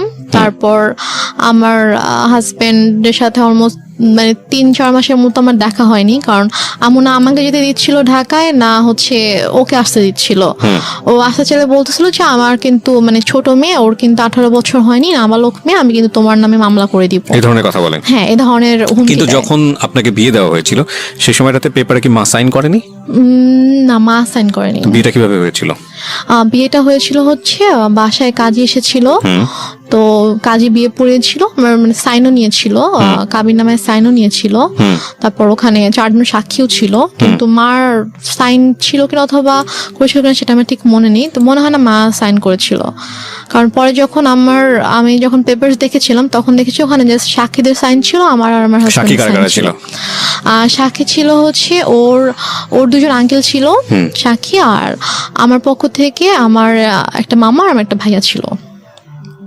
ফাইন, এখানে একটা বিষয় জড়িত আছে, ওর ফ্যামিলি থেকে কি লোকজন এখানে এসেছিল? হ্যাঁ। তোর ফ্যামিলির পক্ষ থেকে ওর বাবা মা কেউ সাইন করেনি পেপারে? না, ওর বাবা মা আসেনি বিয়েতে। কেন আসেনি? বাবা মা আসেনি, বাবা তখন অনেক অসুস্থ ছিল, আর ওর মা তো রাগ করেছিল জন্য ওর মা আসেনি। Renuma, this is totally unbelievable, cause অসুস্থ হলে তো বিয়েটা পিছিয়ে যাওয়ার কথা। বিয়েটা অসুস্থ ছিল বলতে উনি হচ্ছে প্যারালাইসিস ছিল, তো উনি তো চাইলেই উনি মুভ করতে পারতো না, বাট ওর মার আসার কথা, বাট ওর মাকে ওরা কোনোভাবেই কনভিন্স করতে পারেনি। ওকে ফাইন, তো ইটস ওর আ লজিক। ভাই বোন তারপর হচ্ছে ওর আঙ্কেল আন্টিরা সবাই এসেছিল। তো ওই ফার্স্ট রিলেটিভ যে হয় তারই তো সাইন করার কথা ডকুমেন্টসে। দেনমোহর কত ছিল? দেনমোহর আমার ঠিক মনে নাই, সম্ভবত 5 লাখ ছিল। আপনার ফার্স্ট বিয়ে অথচ আপনার দেনমোহরটা মনে নাই, এটা মানুষ কিন্তু সহজভাবে নিবে না, কারণ it's a very sensitive story, that's why I am asking. এবং আপনার পক্ষ থেকে তো আপনার মার অবশ্যই সাইন থাকার কথা, যেহেতু আপনার মাই ইন্সপায়ার করছে বিয়েটা দেওয়ার জন্য, সো ওনারও সাইন নাই। তার মানে লজিক্যালি যদি আমি যাই তাহলে এখানে ওনার বিয়েতে মত ছিল না, এটা প্রথম থেকেই বোঝা যাচ্ছে, যদিও আপনার কথা অনুযায়ী বিষয়টা একদম ডিফারেন্ট। ওকে, 3 মাসের মধ্যে এত বড় কি ঘটনা ঘটে গেল যে কারণে মা তাকে নিয়ে আসবে, যেটা আমি আপনি কি একটু আগে বলেছেন যে পুরো গল্পটা শুনলে হয়তো বা জিনিসটা পুরোটা বুঝতে বুঝে পারবেন আপনি। ওকে, সো আমাদের এখানে একটা ডিলেমা তৈরি হচ্ছে প্রিয় শ্রোতা, বাট আমরা এখনই কোনো রেজাল্টে না যাই, আমরা বরং একটু সামনের দিকে যাই, দেখি লজিক্যালি মেলে কিনা। হ্যাঁ, তারপর কি হলো? তারপরে হচ্ছে আমার ওদের ফ্যামিলি থেকে সবাই আম্মুকে ফোন করতো, আম্মুকে বোঝানোর চেষ্টা করতো যে আমরা আসি সামনাসামনি কথা বলে ঠিক করার চেষ্টা করি যে দেখি ঠিক হয় কিনা, আপনি কেন এরকম করছেন। তো বাট আম্মু বলেছে আমি এই বিষয়ে কোনো কথাই বলবো না, মানে একটাই কথা ছিল তার যে আমি আমার মেয়েকে সংসার করতে দিব না, আমি আপনার ছেলের সাথে রাখবো না। ওকে, তো এদিকে আমার সাথেও কথা বলতে দিত না, লাইক আমার ফোন আম্মু আমার থেকে নিয়েছিল, আমার ফোন আমার কাছে রাখতে দিত না। আমার হাজবেন্ড ফোন করতো আম্মুর ফোন করলে আমাকে কখনো দিত কখনো দিত না। তো আমি অনেক কান্না করতাম, আমার মন অনেক খারাপ থাকতো যে আমি ওখানে যেতে চাই। আমি আম্মুকে অনেক ইভেন আমি আম্মুর মানে পায়ে ধরেও কান্না করেছি, আম্মু তুমি কেন এরকম করছো আমাকে বলো। মানে সে আমাকে কোনো মানে কারণও বলতো না যে কেন সেরকম করছে। আমি বলছি আম্মু তুমি তো আমাকে বিয়ে দিয়েছো, এখন যখন আমি একটা জায়গায় গিয়েছি আমার বিয়ে হয়েছে, আমি আমার হাজবেন্ডকে অনেক ভালোবাসি, আমি ওর ফ্যামিলির সাথে অনেক ভালোভাবে মিশে গিয়েছি, তো এখন কেন তুমি সবাইকে এরকম কষ্ট দিচ্ছ, আমাকে কেন তুমি কষ্ট দিচ্ছ আম্মু। যাই হোক, তারপরে গিয়ে আম্মু যেটা করলো যে ওদের সাথে অনেক কথাবার্তা যখন হলো, ও অনেক বার রিকোয়েস্ট করলো, তো বলো ঠিক আছে তুমি সিরাজগঞ্জ আসো, এসে ওর সঙ্গে দেখা করে যাও। ওকে, তো দেন আমার হাজব্যান্ড অলমোস্ট 4 মাস পরে আমাদের বাসায় আসে, সিরাজগঞ্জে আসে। তো এসে সে আমার সঙ্গে দেখা করে, তো তখন আম্মুর সাথে কথা বলে। ও আর আমি দুজনে আম্মুর কাছে গিয়ে আম্মুর পায়ের কাছে বসে আম্মুকে বলি যে ও বলে যে আম্মু আপনি কেন এরকম করতেছেন, বলেন আপনি মানে আমি কি কোনো দোষ করেছি অথবা আমার কোনো ভুল হয়েছে যে আপনি কেন ওকে আমার থেকে দূরে রাখতেছেন, আপনি কেন এরকম করতেছেন। আম্মু বলেছে না আমি কোনো কথা শুনবো না, আমি তখন ভুল করছি, আমার বাচ্চা মেয়েকে বিয়ে দিছি, এখন আমি বুঝতেছি যে আমার ছোট একটা মেয়েকে এভাবে এত কম বয়সে বিয়ে দেওয়া উচিত হয়নি। এখন আমি চাই সে পড়াশোনা করবে, পড়াশোনা শেষ করে এস্টাবলিশড হবে, দেন সে চাইলে তার পছন্দ অনুযায়ী কাউকে বিয়ে করবে, কিন্তু আমি যেটা ভুল করেছি আমার সেই ভুলটা শুধরাতে হবে। সে ওর সাথে সায়দার সাথে অনেক রুড বিহেভ করে। আপনি কি করেন ওই সময়টাতে? আমি জাস্ট তখন আমি ওকে নিয়ে আমার রুমে চলে আসি, এসে বলি যে তুমি এখান থেকে চলে যাও, এভাবে অপমানিত হওয়ার কোনো মানে হয় না, তুমি চলে যাও, তোমার আশা লাগবে, আমি যদি আম্মুকে বুঝাতে পারি আমি চলে আসবো। আপনাদের আর কোনো আত্মীয়স্বজন ছিল না আশেপাশে যারা আপনাদেরকে বিয়ে দিয়েছে, তারা কোনো স্টেপ নিচ্ছিল না? কেউ তো কিছু জানতো না, আর আপুর সাথে তো আমার টোটালি কথাবার্তা ওরকম কথা হতো না, কারণ আপুকে আম্মু বলেছিল যে আম্মু আমাকে বিয়ে দেয়নি, আমি নিজের ইচ্ছে বিয়ে করেছি, এবং আমি পালিয়ে গিয়েছিলাম, সেখান থেকে আম্মু আমাকে নিয়ে এসে আমাকে বিয়ে দিয়েছে। ওকে, ওই জন্য আপু রাগ করে আমার সাথে কথা বলতো না আর কি। আর আমি যে তারপরও যে আমি কারো কাছে হেল্প চাইবো অথবা ফোন করবো, ওয়েট আমার ছিল না। আমি যে কোথাও একা একা বাসা থেকে বের হয়ে আমি যে কারো কাছে একটা যাবো, গিয়ে যে আমি খুলে বলবো ঘটনা, অথবা আমি যে বাসা থেকে পালিয়ে চলে যাবো ঢাকায়, ওইরকম তখন হয়তো আমি অনেক ছোট ছিলাম, ওইরকম কোনো সাহস আমার ছিল না, অথবা আমি যে যাবো এরকম কোনো একটা সিচুয়েশন ছিল না। কারণ ফাইন, আমরা এই পার্টটাতে কিছু জিনিসের সমাধান পাচ্ছি না, cause it's one kind of mystery. আরেকটা বিষয় সেটা হলো যে ছেলে তো ম্যাচিউর ছিল, তো ছেলে যদি ম্যাচিউর থাকে তাহলে ছেলের একটা, এবং মেয়েরও দেখলাম যে ওখানে মানে আমাদের রেহনুমারও একটা ইচ্ছা ছিল, মানে শাহেদ ম্যাচিউর, রেহনুমার ম্যাচিউর, বয়স যে নেওয়ার জন্য ট্রাই করছে আমাকে। তো তখন আম্মু ওকে একটা শর্ত দেয়, আমার হাজব্যান্ডকে একটা শর্ত দেয়, এবং আমার আম্মু জানে যে এই শর্তটা কখনোই ও মানবে না। শর্তটা ছিল হচ্ছে যে ও বলে যে তুমি যদি রেনুমাকে নিয়ে থাকতে চাও তাহলে তোমাকে আলাদা থাকতে হবে। আলাদা থাকতে হবে তোমার ফ্যামিলি থেকে? হ্যাঁ, আচ্ছা, তোমার ফ্যামিলি থেকে আলাদা থাকতে হবে, তুমি ওকে নিয়ে তুমি আলাদা একটা বাসা নিবা, তুমি তোমার আব্বু আম্মু তোমার ফ্যামিলির সাথে থাকবা না, এবং তোমার আব্বু আম্মু কখনো তোমার বাসায় আসবে না। আমি বলছি যে এটা কেমন কথা। তো বলে যে আপনি যদি ওকে নাও দেন তারপর আমি কখনো বাবা মাকে ছেড়ে আমি আলাদা বাসা যাবো না, কারণ আমার বাবা মা আমার কাছে অবশ্যই আগে। আর প্লাস ঠিক আছে আপনি তো ওকে এখন মানে আটকাচ্ছেন এটা বলে যে হ্যাঁ ওর তো এখন বয়স হয়নি, ওর ছোট, আপনি মামলা করতে পারবেন, বাট ও যখন ম্যাচিওর হবে, ওর যখন বয়স হবে তখন তোকে আপনি আটকাতে পারবেন না। এবং আমি জানি যে আমি যেরকম ওকে ভালোবাসি ও আমাকে ভালোবাসে, এবং আশা করি যে ইনশাল্লাহ যখন সময় হবে তখন আমি আমার ওয়াইফকে আপনার থেকে নিয়ে আসবো, বাট আমি আমার বাবা মাকে ছেড়ে থাকতে পারবো না, এটা আমি করতে পারবো না। ওকে, তারপর যেটা হয় যে ওর সাথে আমার তো কাছে তো ফোন ছিল না, ওর সাথে যোগাযোগের একমাত্র ওয়ে ছিল আম্মুর ফোন। তো আম্মুর কাছ থেকে ফোনটা নিয়ে ওকে ফোন করার জন্য অনেক রিকোয়েস্ট করতে হতো, অনেকবার ফোন দেওয়ার পরে হয়তো আম্মু আমাকে ফোন দিত। তো এইভাবে আর কি যোগাযোগ ছিল। তো এক পর্যায়ে যেটা হয় যে ও মাসে হয়তো একবার আসতো, দুবার আসতো, এসে আমার সাথে দেখা করে জাস্ট চলে যেত ঢাকায়। তারপর আম্মু একবার হচ্ছে ওই ঈদের সময় ওর আপু আম্মু সবাই ফোন করে যে ওকে একটু পাঠান, আমরা সবাই একসাথে গ্রামের বাড়িতে গিয়ে ঈদ করবো, তো ও না থাকলে কেমন হবে, ওকে একটু পাঠান। তো আম্মু কোনোভাবে পাঠাতে চায় না, বাট ওরা যখন সবাই ফোন দিয়ে অনেক রিকোয়েস্ট করে, তো তারপরে গিয়ে আম্মু বলে ঠিক আছে ওকে নিয়ে যাও। তো তারপর আমি যাই, তো ওদের সাথে একটা ঈদ করেছিলাম। তো ঈদ করে ঈদের 2 দিন পরে আর কি আমি আবার চলে আসি। তো আসার পরে তো এভাবে আর কি চলছিল, ওর সাথে মাঝে মাঝে কথা হতো। তারপর মাসে অথবা অনেক সময় 1 মাস 2 মাস পরে আসতো, এসে দেখা করে যেত, বাট আমাকে যেতে দিত না আম্মু। তো এদিকে আমার পরীক্ষা চলে আসছে, মানে এটা হচ্ছে 2011-তে আমার পরীক্ষা ছিল, এসএসসি পরীক্ষা ছিল। তো তারপর আমি কোনো রকমে স্কুলে যেতাম না, আমি জাস্ট বাসায় পড়তাম, পড়ে পরীক্ষা দিলাম। তো এরপরে যেটা হয়, হঠাৎ করে আম্মু টোটালি যোগাযোগ বন্ধ করে দেয়। ওকে বলে যে তুমি আর আসবা না ওর সাথে দেখা করতে। তো বলে যে হঠাৎ করে কেন, বলছে যে আসবা না, তুমি আর এসো না, আসলে তুমি যদি আসো এখানে অনেক বড় সিন ক্রিয়েট হবে, আমি পুলিশ ডাকবো, তুমি আসবা না। এটা আপনার মা বলে? হ্যাঁ, এটা আমার মা শাহেদকে বলে। তো ও যেটা করে, ও আসে না, কারণ ওদের সবচেয়ে বড় ভয়টা ছিল যে মান সম্মানের ভয়, যে যাবো পুলিশ ডাকবে, মান সম্মান নষ্ট, মানুষ জানতে পারবে, যে এটা তো খুবই বাজে একটা ব্যাপার হবে আসলে। তো ও আর আসে না, আম্মুকে ফোন দিত, আম্মু আমাকে ফোন দিত না। তো ওর সাথে অলমোস্ট হচ্ছে আমার প্রায় 7-8 মাসের মতো টোটালি কোনো কথা হয় না, মানে একদমই কথা হয় না। ও আসেও না, ওর সাথে আমার কোনো কথা হয় না।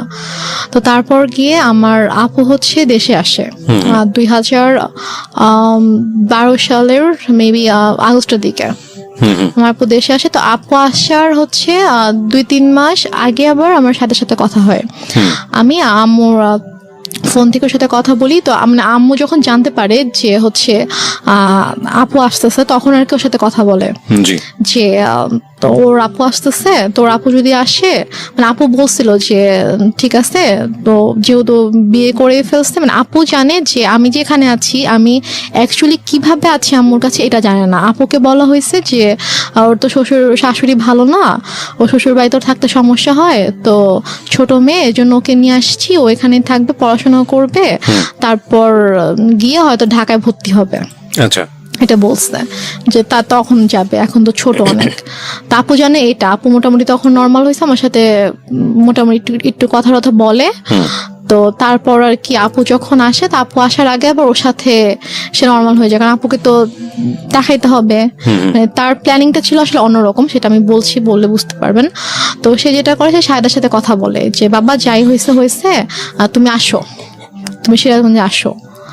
তো ও সিরাজগঞ্জে আসে, আসার পরে 2 দিন ছিল, তারপর ওকে বলে যে দেখো ওর আপু আসবে, আপু আসলে কিন্তু আপুর সাথে ভালো করে কথা বলবা, যেগুলো হয়েছে এগুলো কিছু জানানোর দরকার নাই, আমি ইনশাল্লাহ সবকিছু ঠিক করে দিব, যাই হয়েছে ভুলে যাও, আমি তোমাদের সবকিছু ঠিকঠাক করে দেবো। আপু আসলে হয়তো আমরা বড় করে একটা অনুষ্ঠান করতে পারি, যেহেতু তোমাদের ওরকম বড় কোনো অনুষ্ঠান হয়নি, তো বড় করে একটা অনুষ্ঠান করতে পারি, তো করলে তখন সব ঠিকঠাক হয়ে যাবে।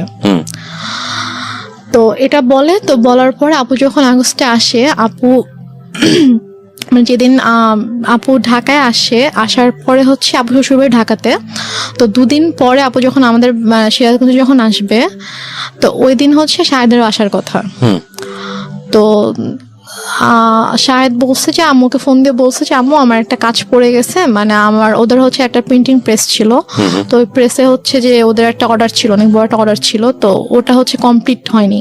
এখন ও যদি ওখান থেকে চলে আসে, তাহলে দেখা যাবে যে ওই কাজটা হবে না, তো অনেক বড় লস হয়ে যাবে।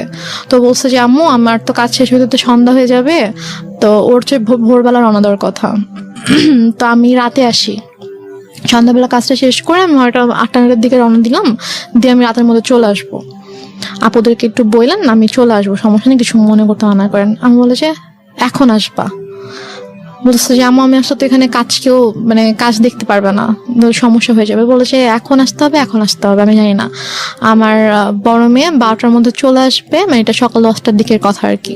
তুমি এখন রওনা দাও, তুমি চলে আসো, তোমার তো 3-4 ঘন্টার বেশি লাগবে না, তুমি চলে আসো, সমস্যা নেই। ও বলছে যে আম্মু আমার পক্ষে এখন আসা সম্ভব না, আমি আসলে আমার কাছে দেখার কেউ নাই। তো এটা নিয়ে অনেক তর্কাতর্কি হয়। তো হওয়ার পরে লাস্টে গিয়ে আম্মু ওকে বলে যে তোকে আমি এখন বলছি, তুই এখন আসবি। রেগে যায় আর কি। রেগে যায়, আম্মু রেগে ওকে তুই তো করে শুরু করে, বলে যে তোকে আমি বলছি তুই এখন আসতে হবে। এবং ওর এটা নিয়ে খুব মানে ইয়া হয়, ওর ইগোতে লাগে যে তোমার শাশুড়ি কেন আমাকে তুই করে কথা বলবে। তো বলে যে আম্মু আমি যাবো না। বলছে তুই যদি এখন না আসিস, এখন যদি রওনা না দিস, তুই যদি এখন না আসিস তাহলে তুই জীবনও এখানে আসবি না, তুই ভুলে যা আমার মেয়েকে, জীবনে আসতে পারবি না, আমি তোদের রিলেশন জীবনও ঠিক করবো না, তুই জীবনে আসতে পারবি না। তো বলছে যে আম্মু মানে এটা তো বুঝতে হবে, আমার সমস্যাটা যদি আপনি না বুঝেন তাহলে তো আমার কিছু করার নেই। তো তারপরও মানে ও চেষ্টা করে বুঝাইতে, বাট আম্মু বলেছে না এনিহাও আসতে হবে। তো বলেছে আমার পক্ষে সম্ভব না আসা। তো যাই হোক ও ফোনটা রেখে দেয়। তো আপুরা চলে আসে। তো আপুরা আসার পরে আপুদেরকে যেটা বলে সেটা হচ্ছে যে ও বলছে যে আপনার মেয়ে আসছে, তো আমি কি করব, আমার কেন যাইতে হবে, আমি যাইতে পারবো না আপনার মেয়ের সাথে দেখা করতে। আপনার বড় মেয়েকে বললেন তার যদি আমার সাথে দেখা করতে হয় সেজন্য আমার বাসায় এসে আমার সঙ্গে দেখা করে, বাট এটা কিন্তু ও বলেইনি।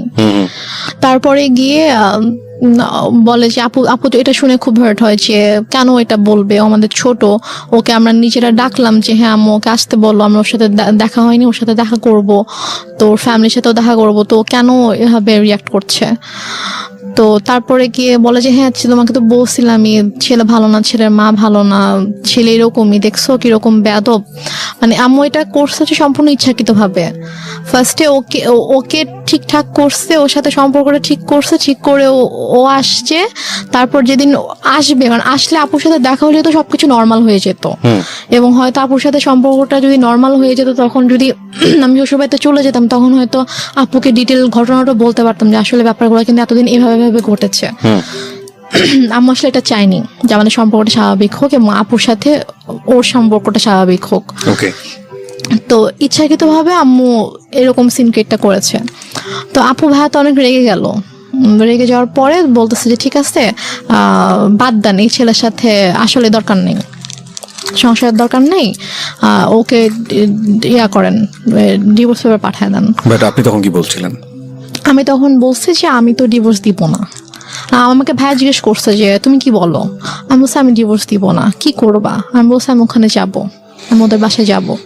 তো বলছে যে আম্মু তখন বলছে যে দেখছো কিরকম নির্লজ্জ মেয়ে, এভাবে নিজের বোন ভাই মাকে অপমান করছে ওর জামাই, আর ও এরকম জামাইয়ের সাপোর্ট করে কথা বলছে, এখন ওখানে যেতে চাচ্ছে, কত বড় খারাপ মেয়ে, নির্লজ্জ মেয়ে, এগুলো বলছিল আর কি। তো তারপর গিয়ে ভাইয়া বলে যে তুমি কেন যেতে চাও, যে তোমার ভাই আপুকে অসম্মান করছে। আমি মানে বলতে নিচ্ছিলাম যে ব্যাপারটা কিরকম হয়েছে, বাট আমি আম্মুর ভয় বলতে পারছিলাম না, যে আমি যদি বলতাম যে ঘটনাটা এরকম হয়েছে তখন আম্মু তো এটা নিয়ে অনেক সিনক্রেট করতো। তো দেন আর রাতের বেলা আপু বলছে যে আমি ভাবছি যে রাতের বেলা যখন ঘুমাতে যাবো, আম্মু যখন ঘুমিয়ে যাবে তখন আমি আপুকে গিয়ে বলবো যে আপু ঘটনাগুলো কিন্তু এরকম হয়েছে, তুমি ওকে ভুল বুঝো না, তুমি ব্যাপারটা প্লিজ সলভ করো, আমি এটা বলতে চেয়েছি। তো তারপর রাতে যখন আপুকে বলেছে আপু আমি তোমার সাথে ঘুমাবো, বলছে আচ্ছা ঠিক আছে।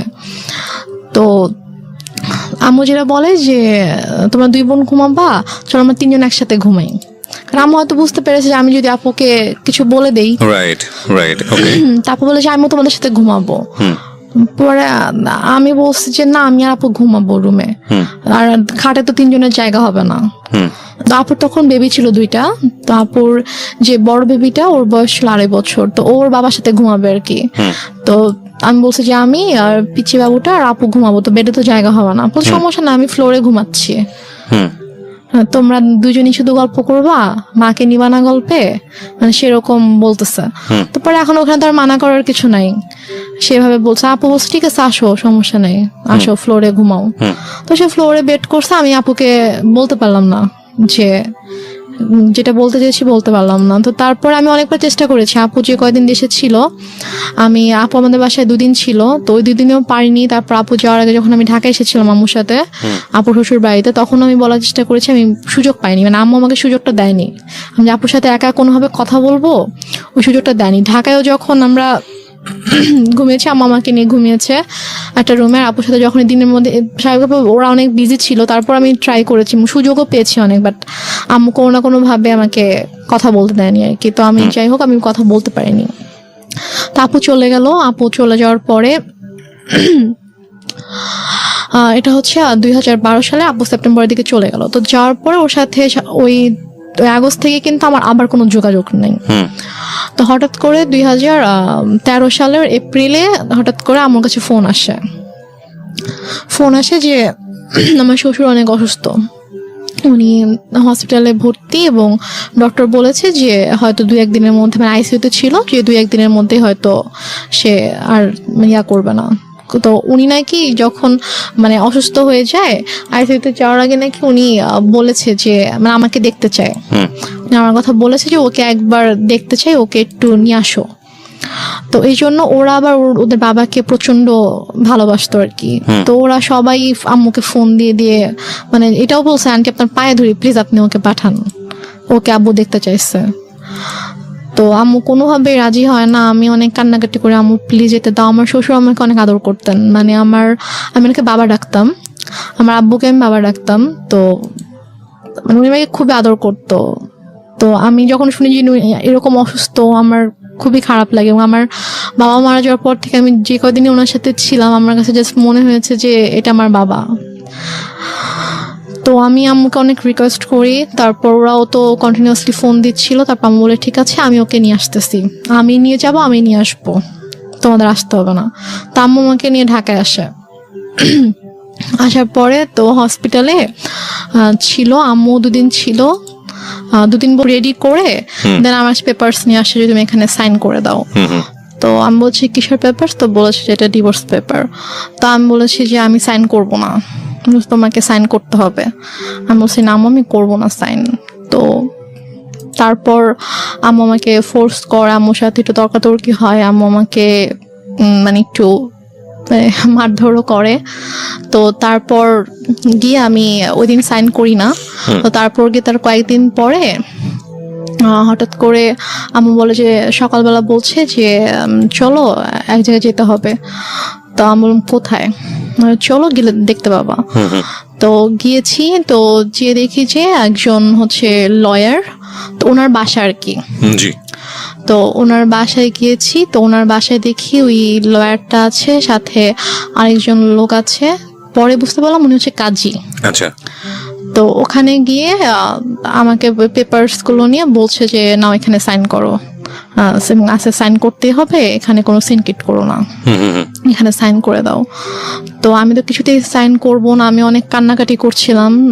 তো লয়ার ওয়াইফ বলতেছিল যে আপা আপনি তো বলেছেন যে আপনার মেয়ে নিজের ইচ্ছায় ডিভোর্স দিতে চায়, তা মেয়ে কেন কান্না করছে? ওকে, তাহলে কি মেয়ে চায় না?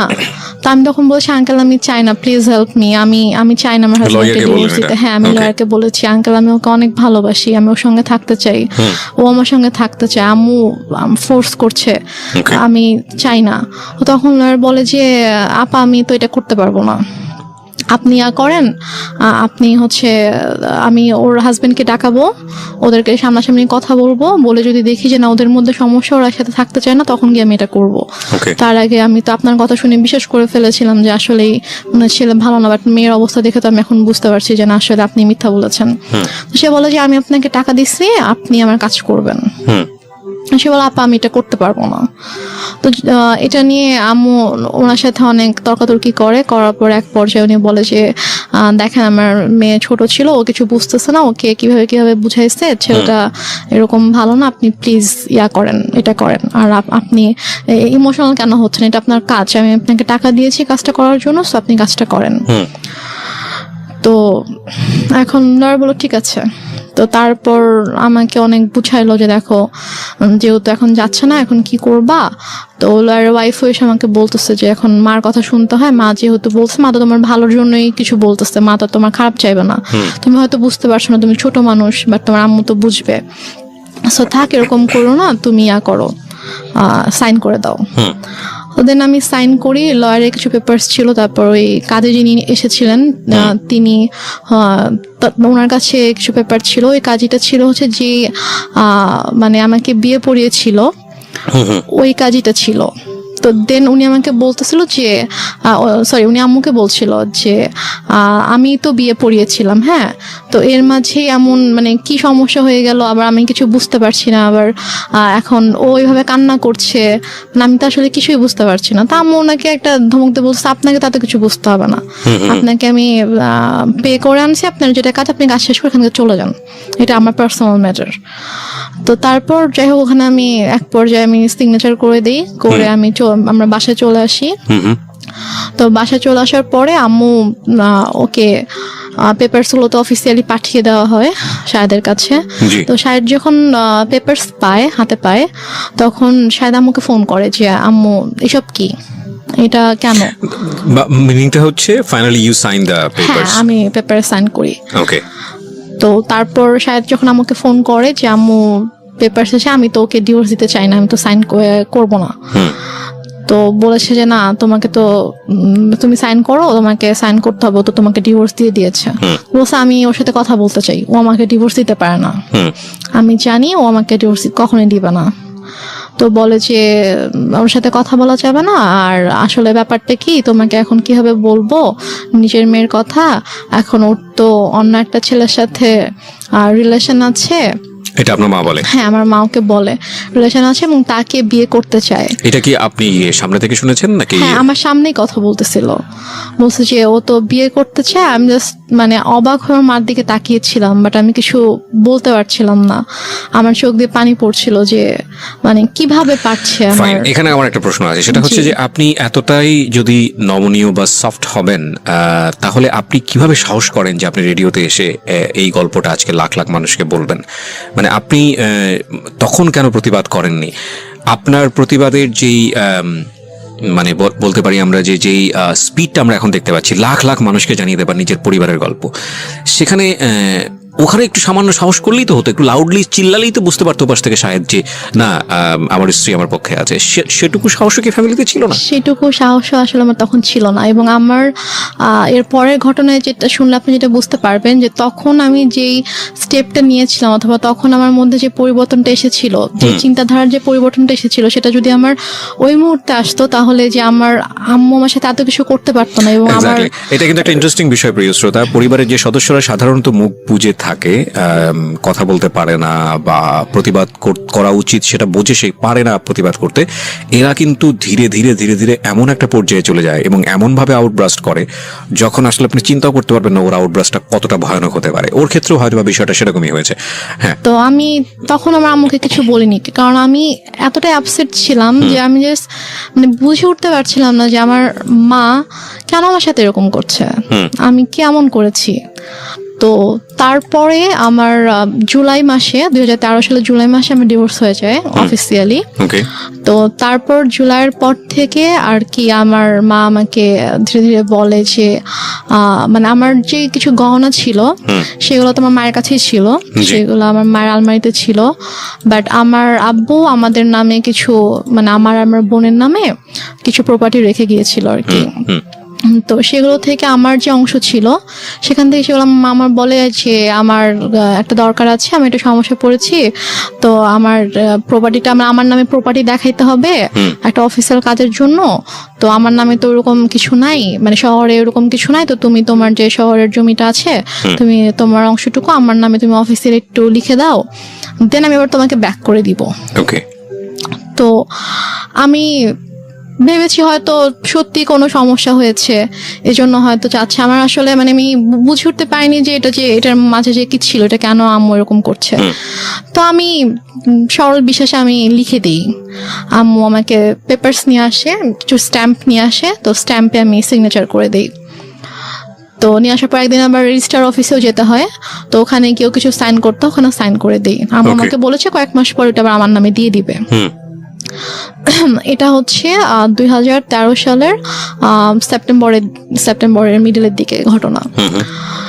তো আমার শহরে যে জায়গাটা ছিল ওটা অলমোস্ট 20 লাখের মতো ছিল, হুম। ওইটার প্রাইস ছিল। তো তারপর আমুটা নিয়ে নেয়, আমার জুয়েলারি তো আমুর কাছেই ছিল।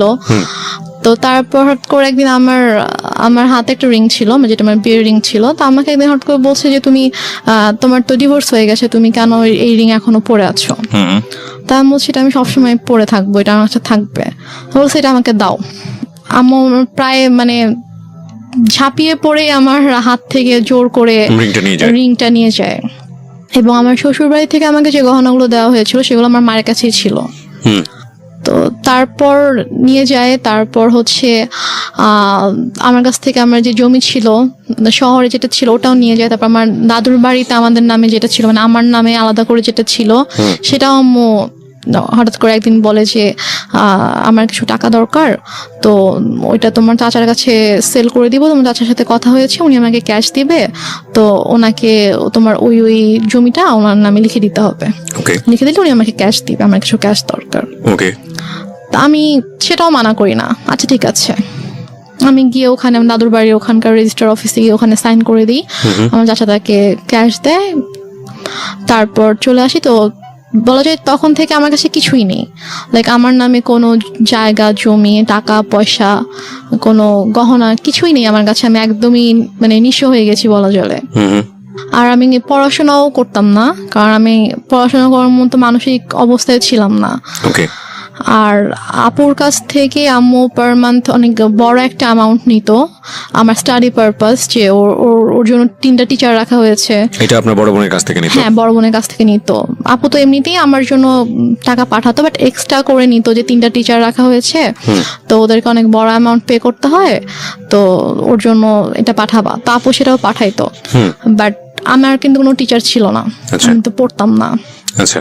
তো তারপরে গিয়ে যেটা হয়, আমার থেকে যখন আম্মু সবকিছু নিয়ে নেয়, তো তারপর কিছুদিন পর থেকে আম্মু মানে একটু অন্যরকম কথাবার্তা শুরু করে আর কি। টেল মি ফ্র্যাঙ্কলি, যেটা আপনার সঙ্গে হয়েছে, মানে কি বলেছে অন্যরকম বলতে আমি বুঝবো না, ঘটনা জানতে চাই। What happen?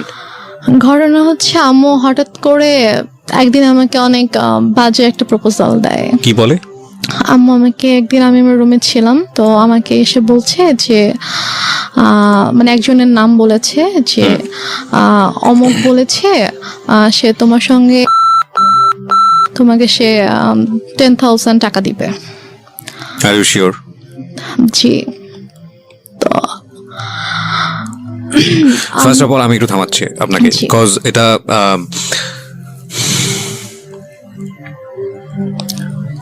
এই লাইনগুলো আমি রেডিওতে প্রচার করিনি, আমি এখানে অনেক কিছু মিউট করে দিয়েছি, বিকজ আমি জানি আমার শ্রোতারা যেটা বোঝার দরকার বুঝে নিয়েছে এবং আমিও বুঝে নিয়েছি। কিন্তু আমার এখানে অনেক বড় কথা আছে এই কারণেই যে মা তো মাই। আমি বললাম তো আপনাকে, শেষ পর্যন্ত সে যাই করুক না কেন সে আমাদের কাছে সম্মানেরই থাকবে, কিন্তু এটা আপনার জীবনে ঘটেছে, সে কারণেই এটা জীবন গল্প। আমি আপনাকে আবারও সতর্ক করছি রেনুমা, জি, এই গল্পটা রেডিওতে এখন মানুষ শুনছে এবং আমাদের ইউটিউবে সারাটা জীবন এটা থেকে যাবে। হ্যাঁ, সো ইফ ইউ হ্যাভ, মানে আপনার এখনো চান্স আছে, আপনি যদি মনে করেন যে না আপনি যেটা বলেছেন সেটা আপনি উইথড্র করবেন, ইউ ক্যান উইথড্র দিস। হ্যাঁ, আমি দরকার হলে এই লাইন সবগুলো বাদ দিয়ে দিব, রেডিওতে প্রচার করবো না। হ্যাঁ, যেভাবে এটা হয়েছে বা যা হয়েছে, যদি আপনি মিথ্যা বলে থাকেন, কারণ মা কিন্তু মাই। এবং একটা বড় জিনিস কি আমি বলি, সৃষ্টিকর্তা পৃথিবীতে আমাদেরকে সর্বশ্রেষ্ঠ যে উপহারটা দিয়েছেন সেটা হচ্ছে মা।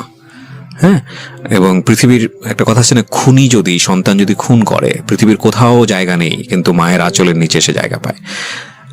এমন একটা, আমি বলছি না যে খুন করে মায়ের আঁচলের নিচে জায়গা পায় মানে হচ্ছে মা খুব ভালো বা এরকম কোনো কিছু না, মানে আমি বলতে চাচ্ছি যে এত কোথাও যদি জায়গা না থাকে তাহলে এরকম একটা জায়গা আছে। এবং মায়ের ব্যাপারে আমাদের ধর্ম, ইসলাম ধর্ম যেটা বলে, সর্বোচ্চ উচ্চ রকম সহনশীল হতে বলেছে, এবং বাবা মায়ের সেবা দানের জায়গাটাতে এমন বলা হয়েছে যে যখন তারা বৃদ্ধ হয় তখন তাদেরকে এমনভাবে লালন পালন করো যেভাবে তোমাদেরকে ছোটবেলায় লালন পালন করা হয়েছে, জি। এবং শব্দটি পর্যন্ত উচ্চারণ করো না, এইরকম প্রায়োরিটি দেওয়া হয়েছে। তো এবং আরও আপনি যদি নিজে খোঁজ করেন আপনি নিজেই দেখতে পাবেন। আমি একজন ধর্মীয় বেত্তা নই, আমি যতটুকু জানি ততটুকু আপনার সঙ্গে শেয়ার করলাম। তো এটা তো ধর্মীয় দিক। আপনি ধর্মীয় দিকের বাইরেও যদি আসেন, সামাজিকভাবেও যদি আসেন, পারিবারিকভাবেও আসেন, একটা মা সমাজের জন্য, পরিবারের জন্য কত বড় ভূমিকা রাখে এটা বলার অপেক্ষা রাখে না, সেটা সারা দুনিয়াব্যাপী সমান। But your case is truly exceptional যদি সেটা হয়ে থাকে। সো আমি আপনাকে আরেকবার সুযোগ দিচ্ছি যে আপনি যেটা বলছেন চাইলে আপনি সেটা উইথড্র করতে পারেন। আমি সেটা উইথড্র করবো না, কারণ এটা আমার সাথে ঘটেছে। আমার নিজের মা যে আমাকে জন্ম দিয়েছে সে আমার সাথে এরকম করেছে। ওকে, তারপর কি হলো?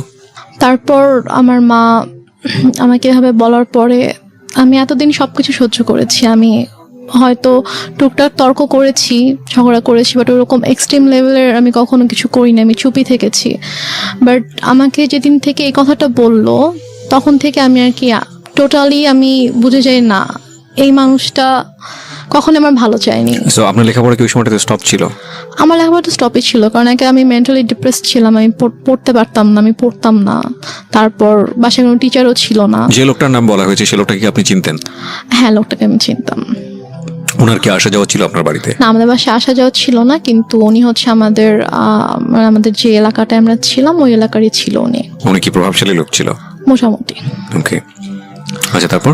তারপরে আমার মা, আমি জাস্ট স্ট্রেট বলে দেই যে আমার পক্ষে এটা সম্ভব না।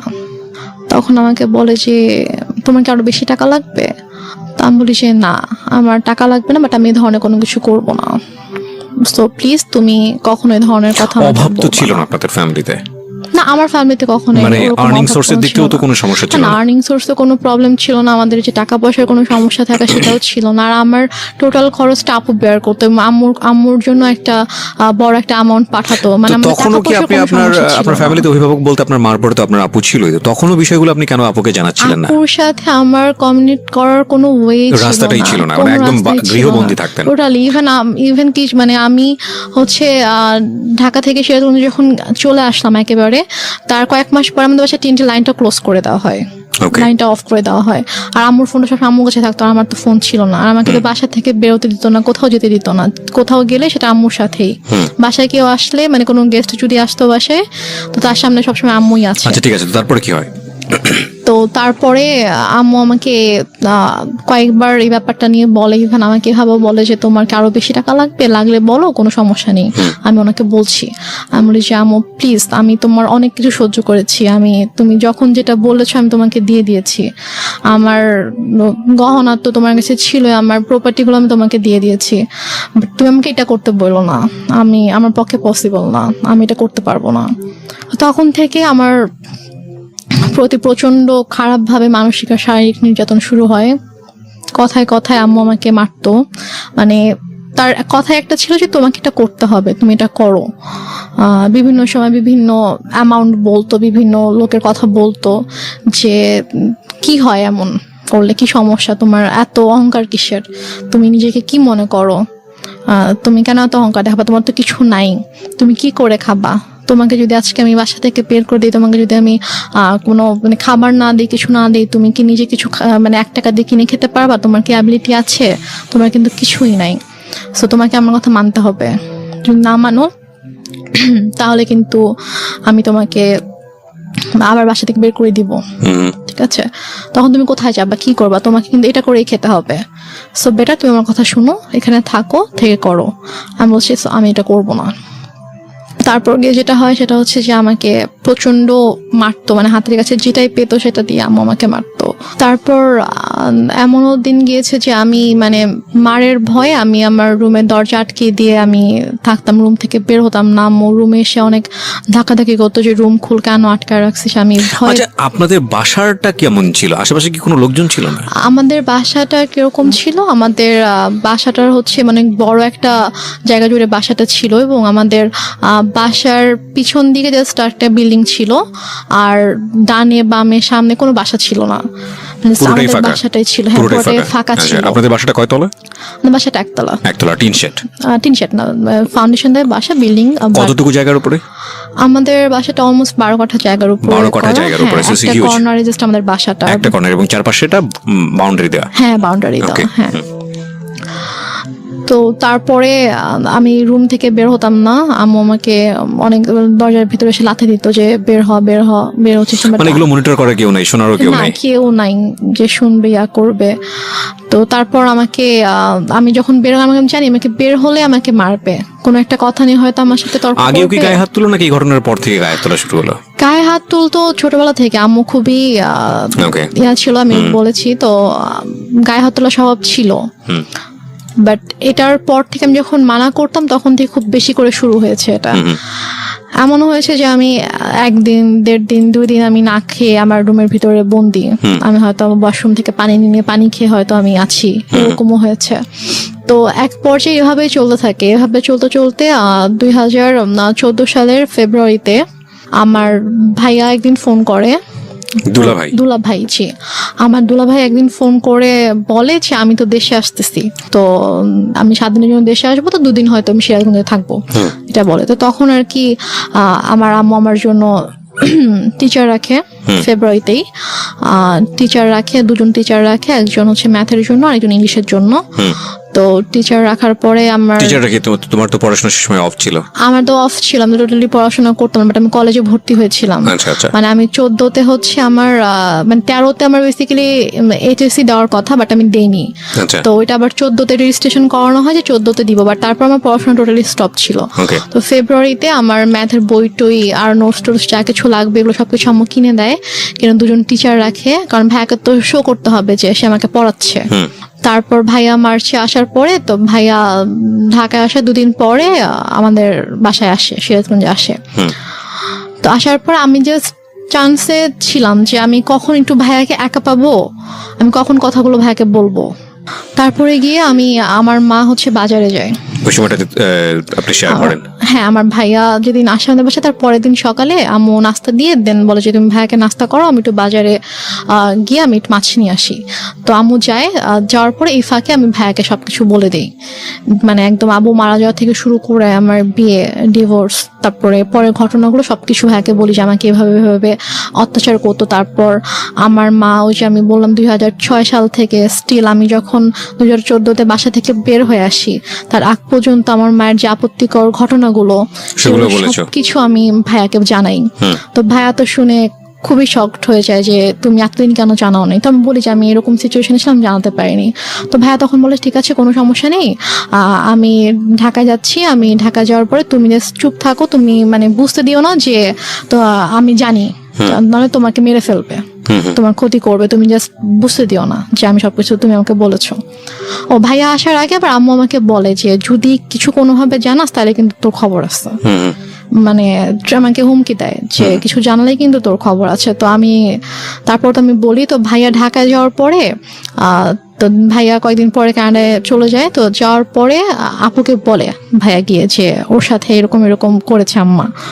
তো আপু টয়লেট করতে পারে না, আপু আম্মুকে ফোন দিয়ে ফেলে, ফোন দিয়ে বলে যে তুমি কেন আমার বোনের সাথে এগুলো করেছো, তোমার কিসের অভাব ছিল, তোমার টাকা লাগবে তুমি বলতা, আরো টাকা লাগবে বললাম, তোমাকে টাকা দিতাম, তো তুমি কেন আমার বোনকে ধরনের কথা বলেছো কেন? And finally the situation outbursting, going to be outburstered. আমি আসলে ছোট্ট একটা বিরতির পর ফিরে এসে আপনাদেরকে দেখাবো বা শোনাবো ইনফ্যাক্ট যে এই মেয়েটি এখন কোথায় দাঁড়িয়ে আছে বা কি হচ্ছে ওর লাইফে। আমরা এখানে একটা বিরতি নিতে চাই প্রিয় শ্রোতা। আপনারা শুনছেন মিস্টার ম্যাঙ্গো ক্যান্ডি প্রেজেন্স জীবন গল্প।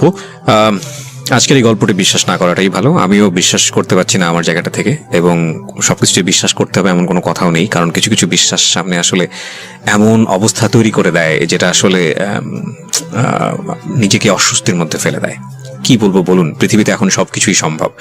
এবং এই যে আপনারা যারা ফেসবুকে আছেন, এখন তার ফেসবুকে নাই এমন লোক খুঁজে পাওয়া খুব মুশকিল। কিছুদিন আগে এরকম একটা ভিডিও দেখলাম, কলকাতার, ভারতের একটা ভিডিও, যে ছেলে বাবাকে পেটাচ্ছে, এবং সেটার পেছনে আপনি দেখেছেন কিনা জানি না, আপনি তো ফেসবুকে আছেন, সেটা হচ্ছে যে বাবা বোধহয় তার ওয়াইফকে মানে তার মিষ্টি খাইয়েছিল। একটু মিষ্টি খাইয়ে দিয়েছিল এবং মা হচ্ছে সুগারের পেশেন্ট বা কোনো একটা কিছু, এবং সেটার জন্য সে পেটাচ্ছে তাকে। ওই ভিডিওটা ভাইরাল হওয়ার পর তাকে পুলিশ অ্যারেস্ট করে, এবং ইন্টারেস্টিং ফ্যাক্ট হচ্ছে হলো সেই বাবাই কোর্টে গিয়ে বলেছে যে আমার ছেলে একটা, তাকে যদি না ছেড়ে দেওয়া হয় আমি সুইসাইড করব, এবং কোর্ট বাধ্য হয়ে তাকে ছেড়ে দিয়েছে। সো এই টোটাল আমি আসলে পুরো ব্যাপারটা নিয়ে কথা বলতে চাচ্ছিলাম। আমি বলছিলাম দেখেন ওই একটা ছেলে যাকে এত কষ্ট করে মানুষ থাকে। তো এক পর্যায়ে একদিন সকালবেলা যেটা হয়, আমি ঘুম থেকে উঠে বাইরে গিয়েছি সকাল 9টার দিকে। তো আমি পানি খাওয়ার জন্য আমি ডাইনিং এ গিয়েছি। তো আমাদের বাসাটা হচ্ছে ড্রয়িং আর ডাইনিং একসঙ্গে। জি তো ড্রয়িং রুম দিয়ে আর কি ডাইনিং এ ঢুকতে হয় আমার বেডরুম থেকে বের হয়ে। তো আমি গিয়েছি, তো দেখি যে একজন লোক বসে আছে আমার ড্রয়িং রুমে। তো আমি আমাদের ফেস চিনতাম, উনিও আমাদের এলাকারই ছিল, আমার ফেস চিনতাম। তো আমি জাস্ট সালাম দিয়েছি, সালাম দিয়ে আমি ডাইনিং এ গিয়েছি, গিয়ে ফ্রিজ থেকে পানি খুলে আমি পানি খাচ্ছি। তো এর মধ্যে দেখেছি ওই লোকটা ডাইনিং এসেছে। তো আমি বলেছি যে আপনার কিছু মানে লাগবে, আপনি এখানে কেন? তো বলতেছে যে না, সে আমার হঠাৎ করে আমার হাত ধরছে। আচ্ছা ফাইন রেনুমা, আমি পার্টটা স্কিপ করতে চাই, because I know this part.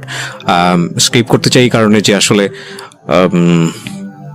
আমার মনে হয় এটা এনাফ। মানে তোমার সম্পর্কটা কেমন ছিল ফ্যামিলিতে এইটুকু বলার, এইটুকু যতটুকু হয়েছে এতক্ষণ ধরে বলা, এটা এনাফ। বাট থাক না, কিছু বিষয়ে আমরা নাই বা রিভিল করি। ওকে, সো স্কিপ করো এটা। তারপরে কি হয়? মা তো নিশ্চয়ই বাসায় ফিরে অনেক বেশি টর্চার করে। ঘটনাটার পরে যেটা হয়, আমি জাস্ট হাতটা ছাড়িয়ে নিয়ে আমি আমার রুমে চলে যাই। তো চলে যাওয়ার পরে তো মা বাসায় আসার পরে আসলে ওই দিন থেকে আমার প্রতি মানে আরো বেশি শুরু হয়ে যায় আর কি। লাইক আমার পরীক্ষাও কাছে এগিয়ে আসছে, আমার এপ্রিলের 1 তারিখ থেকে পরীক্ষা ছিল। তো এটা হচ্ছে মার্চের লাস্টের দিকে ঘটনা। তো আম্মু যেটা করতো সেটা হচ্ছে যে আমার খাবারের ভিতরে ঘুমের ওষুধ মিশিয়ে রাখতো। মিশিয়ে দিয়ে দেখা যেত যে আমি ঘুমিয়ে থাকতাম, আমি পড়তে পারতাম না। তো মানে এরকম। তারপর হচ্ছে মানে আমাকে ঠিক মতো, হয়তো আমি যদি খাবার না খেতাম, যদি বলতাম যে আমি নিজে কুক করে খাই, তো বলতো যে না, তুমি নিজে কুক করতে পারবা আচ্ছা, না। আমি না নিতে পারতেছি না এই কারণে মানে একদম টু বি ফ্র্যাঙ্ক বলি, সেটা হচ্ছে এই মা শব্দটা। সো এটা তোমার লাইফে অনেক ভয়ানক রকমের হয়তো অনেক ট্রমা জাতীয় কোনো কিছু, বাট আমাদের প্রত্যেকের জীবনেই এটা অনেক রেসপেক্টের জায়গাটা থেকে আমরা বরং আর না যাই। আমি বরং কিছু কোশ্চেন করে আজকের অনুষ্ঠানটা ইতির দিকে নিয়ে আসি। I am sorry to say, because আমি তোমার সঙ্গে লম্বা সময় ধরে কথা বলেছি এবং আমি জানি বিষয়গুলো আরো ইন ডিটেলে আনা উচিত। হয়তো অনেক শ্রোতাই আমার এই হঠাৎ করে থামিয়ে দেওয়ার বিষয়টা নিয়ে এসে অনেক বেশি মনক্ষুণ্ণ হবেন, কিন্তু আপনারা যতটুকু বুঝে নেবেন। আমার মনে হয় যে এটা আসলে আর বেশি ইন ডিটেলে যাওয়ার দরকার নেই, বরং আমরা ওর সাহসের দিকগুলো আপনাদেরকে একটু দেখাই। সেটা হচ্ছে যে এক পর্যায়ে গিয়ে ফাইনালি তো আপনি সিদ্ধান্ত নিলেন যে না, আপনি আর এই বাসায় থাকবেন না। জি, সেটা কত সালে? সেটা আমার ভাইয়া যখন আমাকে চলে যায়, তখন আমাকে বলে যায় যে তুমি জাস্ট পরীক্ষাটা শেষ করো, আমি এর মধ্যে সব ব্যবস্থা করব, তুমি পরীক্ষাটা শেষ করেই তুমি বের হয়ে যাবা। আচ্ছা, তোমাকে পরীক্ষাটা দেওয়াতাম না এখান থেকে, তোমাকে এখনই নিয়ে যেতে পারতাম, কিন্তু তোমার অলরেডি পড়াশোনা 2 বছর গ্যাপ হয়েছে। তুমি যদি এখন আবার পরীক্ষাটা না দাও, তোমার দেখা যাবে আরো 2 বছর তোমার গ্যাপ যাবে। তো আমি চাই না যে তোমার লাইফ থেকে অনেক কিছু নষ্ট হয়েছে, তো আমি চাই না 2 বছর তুমি নষ্ট করো। Okay. তো কোনোভাবে তুমি কষ্ট করে এখানে থাকো, দেন পরীক্ষার পরে তোমাকে আমি ঢাকায় পাঠিয়ে দিই। পরীক্ষার পরে কি হলো? তো আমার পরীক্ষা শেষ হলে একদিন হঠাৎ করে আম্মুর সাথে আপুর অনেক ঝগড়া হয়। তো দেন আম্মু বলে যে আমি ইয়া করব, আমি বাসা থেকে বের হয়ে যাব। আম্মু বলে, তো বল ঠিক আছে তুমি চলে যাও। তো মানে আমাদের প্ল্যানিং ছিল যে আমার পরীক্ষাটা যেদিন শেষ হবে তার পরের দিনে আমি হয়তো আম্মুকে এটা বলবো যে আমি ফুপির বাসায় বেড়াতে যাব, তো ওখান থেকে দেন ঢাকায় চলে আসবো। কারণ আমাকে তো নর্মালি তো বের হতে দিত না কোথাও। তো আম্মু হচ্ছে ফুপির বাসায় যেতে দিবে না, এটা নিয়ে আপুর সাথে আম্মুর ঝগড়া হয়েছিল। তো পর আম্মু বলেছে ঠিক আছে, তোমরা যেহেতু নিজেদের মতো করতে চাও, ঠিক আছে আমি আর তোমাদের সঙ্গে থাকবো না, আমি চলে যাচ্ছি। তো আমরা ঠিক আছে চলে যাও। তো আম্মু সিরিয়াসলি রাতে 9টার সময় আম্মু রেডি হয়ে গেছে, রেডি হয়ে আপুকে বলতেছে, আমি ফোনে রেখেই কথা বলতে বলতে রেডি হয়ে বলতেছে যে ঠিক আছে আমি বাসা থেকে চলে যাচ্ছি, আর দেখো তোমার বোনকে আমি কি করি। জাস্ট এটা বলে সে ইভেন তার ফোনটাও সে মানে আমার কাছে রেখে সে চলে যায়। সে ফোনটাও নিয়ে যায় না বাসা থেকে, ফোন মানে কিছুই নিয়ে যায় না, সে জাস্ট কাপড়টা পরে চলে যায় বাসা থেকে রাত 9টার সময়। তো তারপরে আমার আপু যেটা বললো যে তুমি জাস্ট রুম সবকিছু লক করে তুমি বাসা থেকে থাকো। বেরিয়ে যাও। হ্যাঁ কি না, নাকি? কেয়ারটেকারকে বলো, কারণ কেয়ারটেকারকে বলো যে বাসার সামনে দাঁড়িয়ে থাকতাম, বাসার কেয়ারটেকার ছিল, তো ওকে বলো যে সারা যেন বাসার সামনেই থাকে, কারণ আম্মু হয়তো তোমার কোনো ক্ষতি করতে পারে, আমি ঠিক বিশ্বাস করে উঠতে পারছি না। তো তুমি জাস্ট কোনো রকম সবকিছু লক করে দিয়ে থাকো, তুমি সকাল হওয়ার সাথে সাথে ফুপির বাসায় চলে যাবা। আমার ফুপির বাসা ছিল হচ্ছে আমাদের বাসা থেকে 1.5 ঘন্টার দূরে, গাড়িতে 1.5 ঘন্টা লাগবে। তো আমি সারা রাত আমার বোনের সাথে ফোনে ছিল, আমার সাথে কথা বলেছে সারা রাত। তো আম্মু সারা রাত আর কোনো সমস্যা করেনি। তো আমি সকালবেলা ফজরের নামাজ পড়ে আমি আমার ফুপির বাসায় চলে যাই। রমজান মাস ছিল, তো আমি সেহরি করে ফজরের নামাজ পড়ে আমি 5:30টার দিকে বের হয়ে যাই বাসা থেকে। কেয়ারটেকারের কাছে চাবি, জাস্ট গেটের চাবিটা দিয়ে বাসার চাবিটা নিয়ে আমি চলে যাই। কেয়ারটেকার ছিল বাসাতে? কেয়ারটেকার বলতো যে উনি হচ্ছে যে আমাদের বাসার সামনে কিছু দোকান ছিল, তো সেগুলোর মেনটেন করতো, তারপর বাসার সব বিল টিল পে করতো, এগুলোর জন্য। তার মানে তো উনি ইনফর্ম ছিল বাসার ভিতরে কি হচ্ছে না হচ্ছে?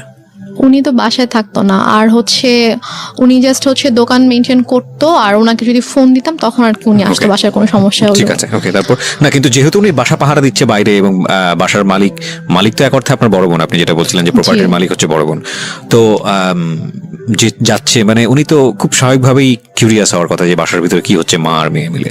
ওনার সামনে কখনো আসলে ওইভাবে কোনো সিনক্রেট করে আমি হয়তো আপনাকে বলেছি যে আমার মা আমাদের সাথে একরকম আর বাইরের মানুষের সামনে টোটালি অন্যরকম ছিল। যেমন আমার যখন পরীক্ষা চলছিল তখন আমার মা প্রতিদিন আমাকে নিয়ে যেত, নিয়ে আসতো। সে কিন্তু এই জন্য আমাকে নিয়ে যেত, নিয়ে আসতো যাতে আমি কারোর সাথে কথা না বলতে পারি। এখানে একটা বিষয় প্রিয় শ্রোতা, আমি ওর যে গল্পটা, সেই গল্পে আমি অনেক সন্দেহ তৈরি করার জন্য অনেক বেশি কোশ্চেন করেছি, অনেক বেশি ইন্টারাপ্ট করেছি, বাট সরি টু সে আমি যে অ্যান্সারগুলো পেয়েছি সেখানে আসলে সন্দেহটা সেভাবে দানা বাঁধেনি। এবং তার মানে এটা নয় যে ওনার মা যেটা করেছে, উনি যেটা বলেছে সেটা 100% সত্য আপনাকে ধরে নিতে হবে, আমি সেটা আপনাকে বলছিও না, বাট কোশ্চেন করাটা আমার জায়গা থেকে দায়িত্ব ছিল, আমি সেটা করেছি। কি করবেন না করবেন সেটা একান্তই আপনার বিষয়, বলেন। তারপর তো সবার ধারণা ছিল যে বা মা মেয়েকে অনেক ভালোবাসে, এত কেয়ার করে যে পরীক্ষার হলের বাইরে বসে থাকে, আবার মেয়েকে নিয়ে যায় 3 ঘন্টা বসে থেকে আবার নিয়ে আসে। আউটলুকিংটা ডিফারেন্ট ছিল, হ্যাঁ না, কিন্তু আমি ওই জায়গাটায় আসতে চাই যে বাসা থেকে বের হয়ে তারপর আমি বাসা থেকে চলে আসি। আমি বাসা থেকে ভোরবেলা আমার ফুপির কাছে চলে আসি। তো আমি জাস্ট আমার কয়েকটা কাপড় নিয়ে আমি বাসা থেকে চলে আসি। তো চলে আসার পরে আমার ফুপির বাসায় আমি প্রায় 1 মাসের মতো ছিলাম। ফুপি জানতো? হ্যাঁ, আমি গিয়ে সবকিছু বলি। Okay, then আমি ফুপি- যাওয়ার পরে ফুপি জেনেছে, ফুপি চাচু মানে যার জানা সবাই মানে আমার এই জিনিসটা যাওয়ার পরে spread জেনেছে। out হলো তারপরে? হ্যাঁ, স্প্রেড Okay. আউট হয়েছে। আমি বলেছি সবাইকে, তো সবাই তো শুনে খুব অবাক যে তুমি কেন আমাদেরকে এতদিন বলো না, তাহলে তোমাকে অনেক আগে আমরা ওখান থেকে নিয়ে আসতাম। তাহলে আমার বলার তো কোনো ওয়ে ছিল না। তো তারপর আম্মু 2 দিন পরে বাসায় ব্যাক করে, তো ব্যাক করে দেখতে পাই আমি নাই। সে হয়তো মানে বুঝে উঠতে পারেনি যে আমি বাসায় থাকবো না, সে এসে দেখবে আমি হয়তো বাসায় আছি। তো সে যখন দেখে আমি বাসায় নেই, সে তখন ফোন করে আমাকে। তো ফোন করে বলে যে তুমি কোথায়? আমি বলি যে আমি ফুপির বাসায়। তো বলে যে বাসায় আসো, চাবি নেই, আমি তো ঢুকতে পারতেছি না। আমি বলছি আমি বাসায় যাবো না। তো বলে যে না, বাসায় তো আসতে হবে, বাসায় কেন আসবো আচ্ছা, না? আমি যাই হোক, এই ডিলেমাগুলো একটু শর্ট করি। হ্যাঁ, হ্যাঁ। সেটা হচ্ছে যে বাসায় আপনি জাননি, এরপর কি করেছেন আপনি স্টেপ বাই স্টেপ সেটা বাসায় আসলে? যাইনি। তো তারপর আমি যখন ঢাকায় চলে আসবো, আমার ভার্সিটিতে অ্যাডমিশন নিতে হবে। তো আমার তো ওখানে আমার এসএসসির যে পেপারস, তারপর হচ্ছে কিছু সার্টিফিকেটস, এগুলো তো আমার লাগবে। তো এগুলো তো সবকিছু বাসায় আমি রেখে এসেছি, আমি তো কিছুই নিয়ে আসিনি বাসা থেকে। তো আমি যখন যেতে চাই, তো আমার ফুপি আম্মুর সাথে কথা বলে যে ওর তো কিছু পেপারস লাগবে, তো বাসায় যাবে, গিয়ে ওর যা যা লাগবে নিয়েও চলে আসবে। পরে বলে যে না, ও তো বাসায় ঢুকতে পারবে না, ওকে বাসায় আসতে দিব না। ওকে। তো এক পর্যায়ে এবং আম্মু নানা সময় নানাভাবে আর কি আমাকে ফোন দিয়ে, ফুপিকে ফোন দিয়ে, চাচুকে ফোন দিয়ে সবাইকে থ্রেট করতো যে আপনার আমার মেয়েকে নিয়ে আমার সম্পর্কে ব্রেন ওয়াশ দিচ্ছেন, এই জন্য ওরকম করতেছে, আমি আপনাদের নামে কেস করবো যে আমার বাচ্চাকে কিডন্যাপ করে রাখছেন ওকে, আপনারা। ওকে, হ্যাঁ। তো এগুলো নিয়ে আসলে আমার ফ্যামিলি সবাই খুব ভয়ে ছিল, যে কারণ তারা এটা বলতো যে ও যে কোনো কিছুই করতে পারে, যে তার নিজের মেয়ের সাথে এরকম করতে পারে, সে আমাদের ক্ষতি করতে তার বাঁধবে না। তো সবাই মিলে আমার আপুর সাথে ডিসকাস করে দেন ডিসিশন হলো যে আমি মানে তার নামে একটা জিডি করব। আচ্ছা, তার নামে একটা জিডি করে রাখবো যে সে আমার সাথে এরকম বিহেভ করেছে এবং সে ইন ফিউচারে আমার এবং আমার ফ্যামিলির ক্ষতি করতে পারে, তো এরকম একটা কিছু জানিয়ে আমি জিডি করব। তো তারপর ফুপির বাসা থেকে আমি আমার ফুপা, আমার বড় ভাই, আমার একটা চাচা সহ আমি আমাদের শহরে আসি, থানায় পুলিশ আসি। জিডি নিয়েছে, জি, পুলিশ মার নিয়েছে। এগেনস্টে মেয়ে জিডি করছে। জি, নিয়েছে। তো ওখানকার গিয়ে যখন আমি ফার্স্টে বলি, তো ওখানকার অফিসাররা পরে বলে যে ঠিক আছে আপনি ওসির সঙ্গে কথা বলেন। তো আমরা ওসির কাছে যাই। তো ওসির কাছে যাওয়ার পর ওনাকে যখন আমি ডিটেল সব ঘটনা খুলে বললাম, তখন উনি বলল যে এটা খুবই সেন্সিটিভ একটা ব্যাপার, তো ঠিক আছে আমি জিডি করে দিচ্ছি, সমস্যা নেই। তারপর আপনি বাসায় ঢুকতে পারলেন? তারপর আমি বাসায় গেলাম, জিডি করে আমি বাসায় গেলাম। তারপর ঢুকতে দিচ্ছিল না, তারপর ওসি ফোন করে দেওয়াতে তারপর কি ঢুকতে দিয়েছে আমাকে। তো আমি জিডিতে কি কি বিষয় মেনশন ছিল?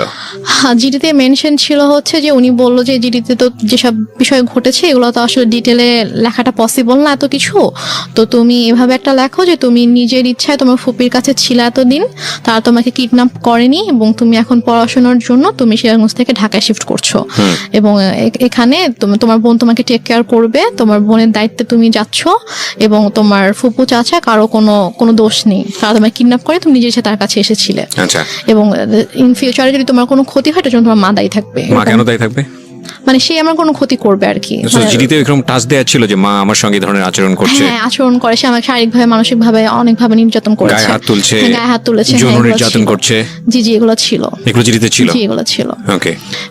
তো তারপর আমি বাসায় যাই, বাসায় গিয়ে কিছু সার্টিফিকেট, আমার প্রয়োজনীয় যা যা জিনিসপত্র ছিল আমি এগুলো নিয়ে দেন ফুপির বাসায় চলে আসি। তার কয়েকদিন পরে আমি ঢাকায় চলে আসি, এবং ঢাকায় চলে আসার পরে আমার রেজাল্ট দেয়।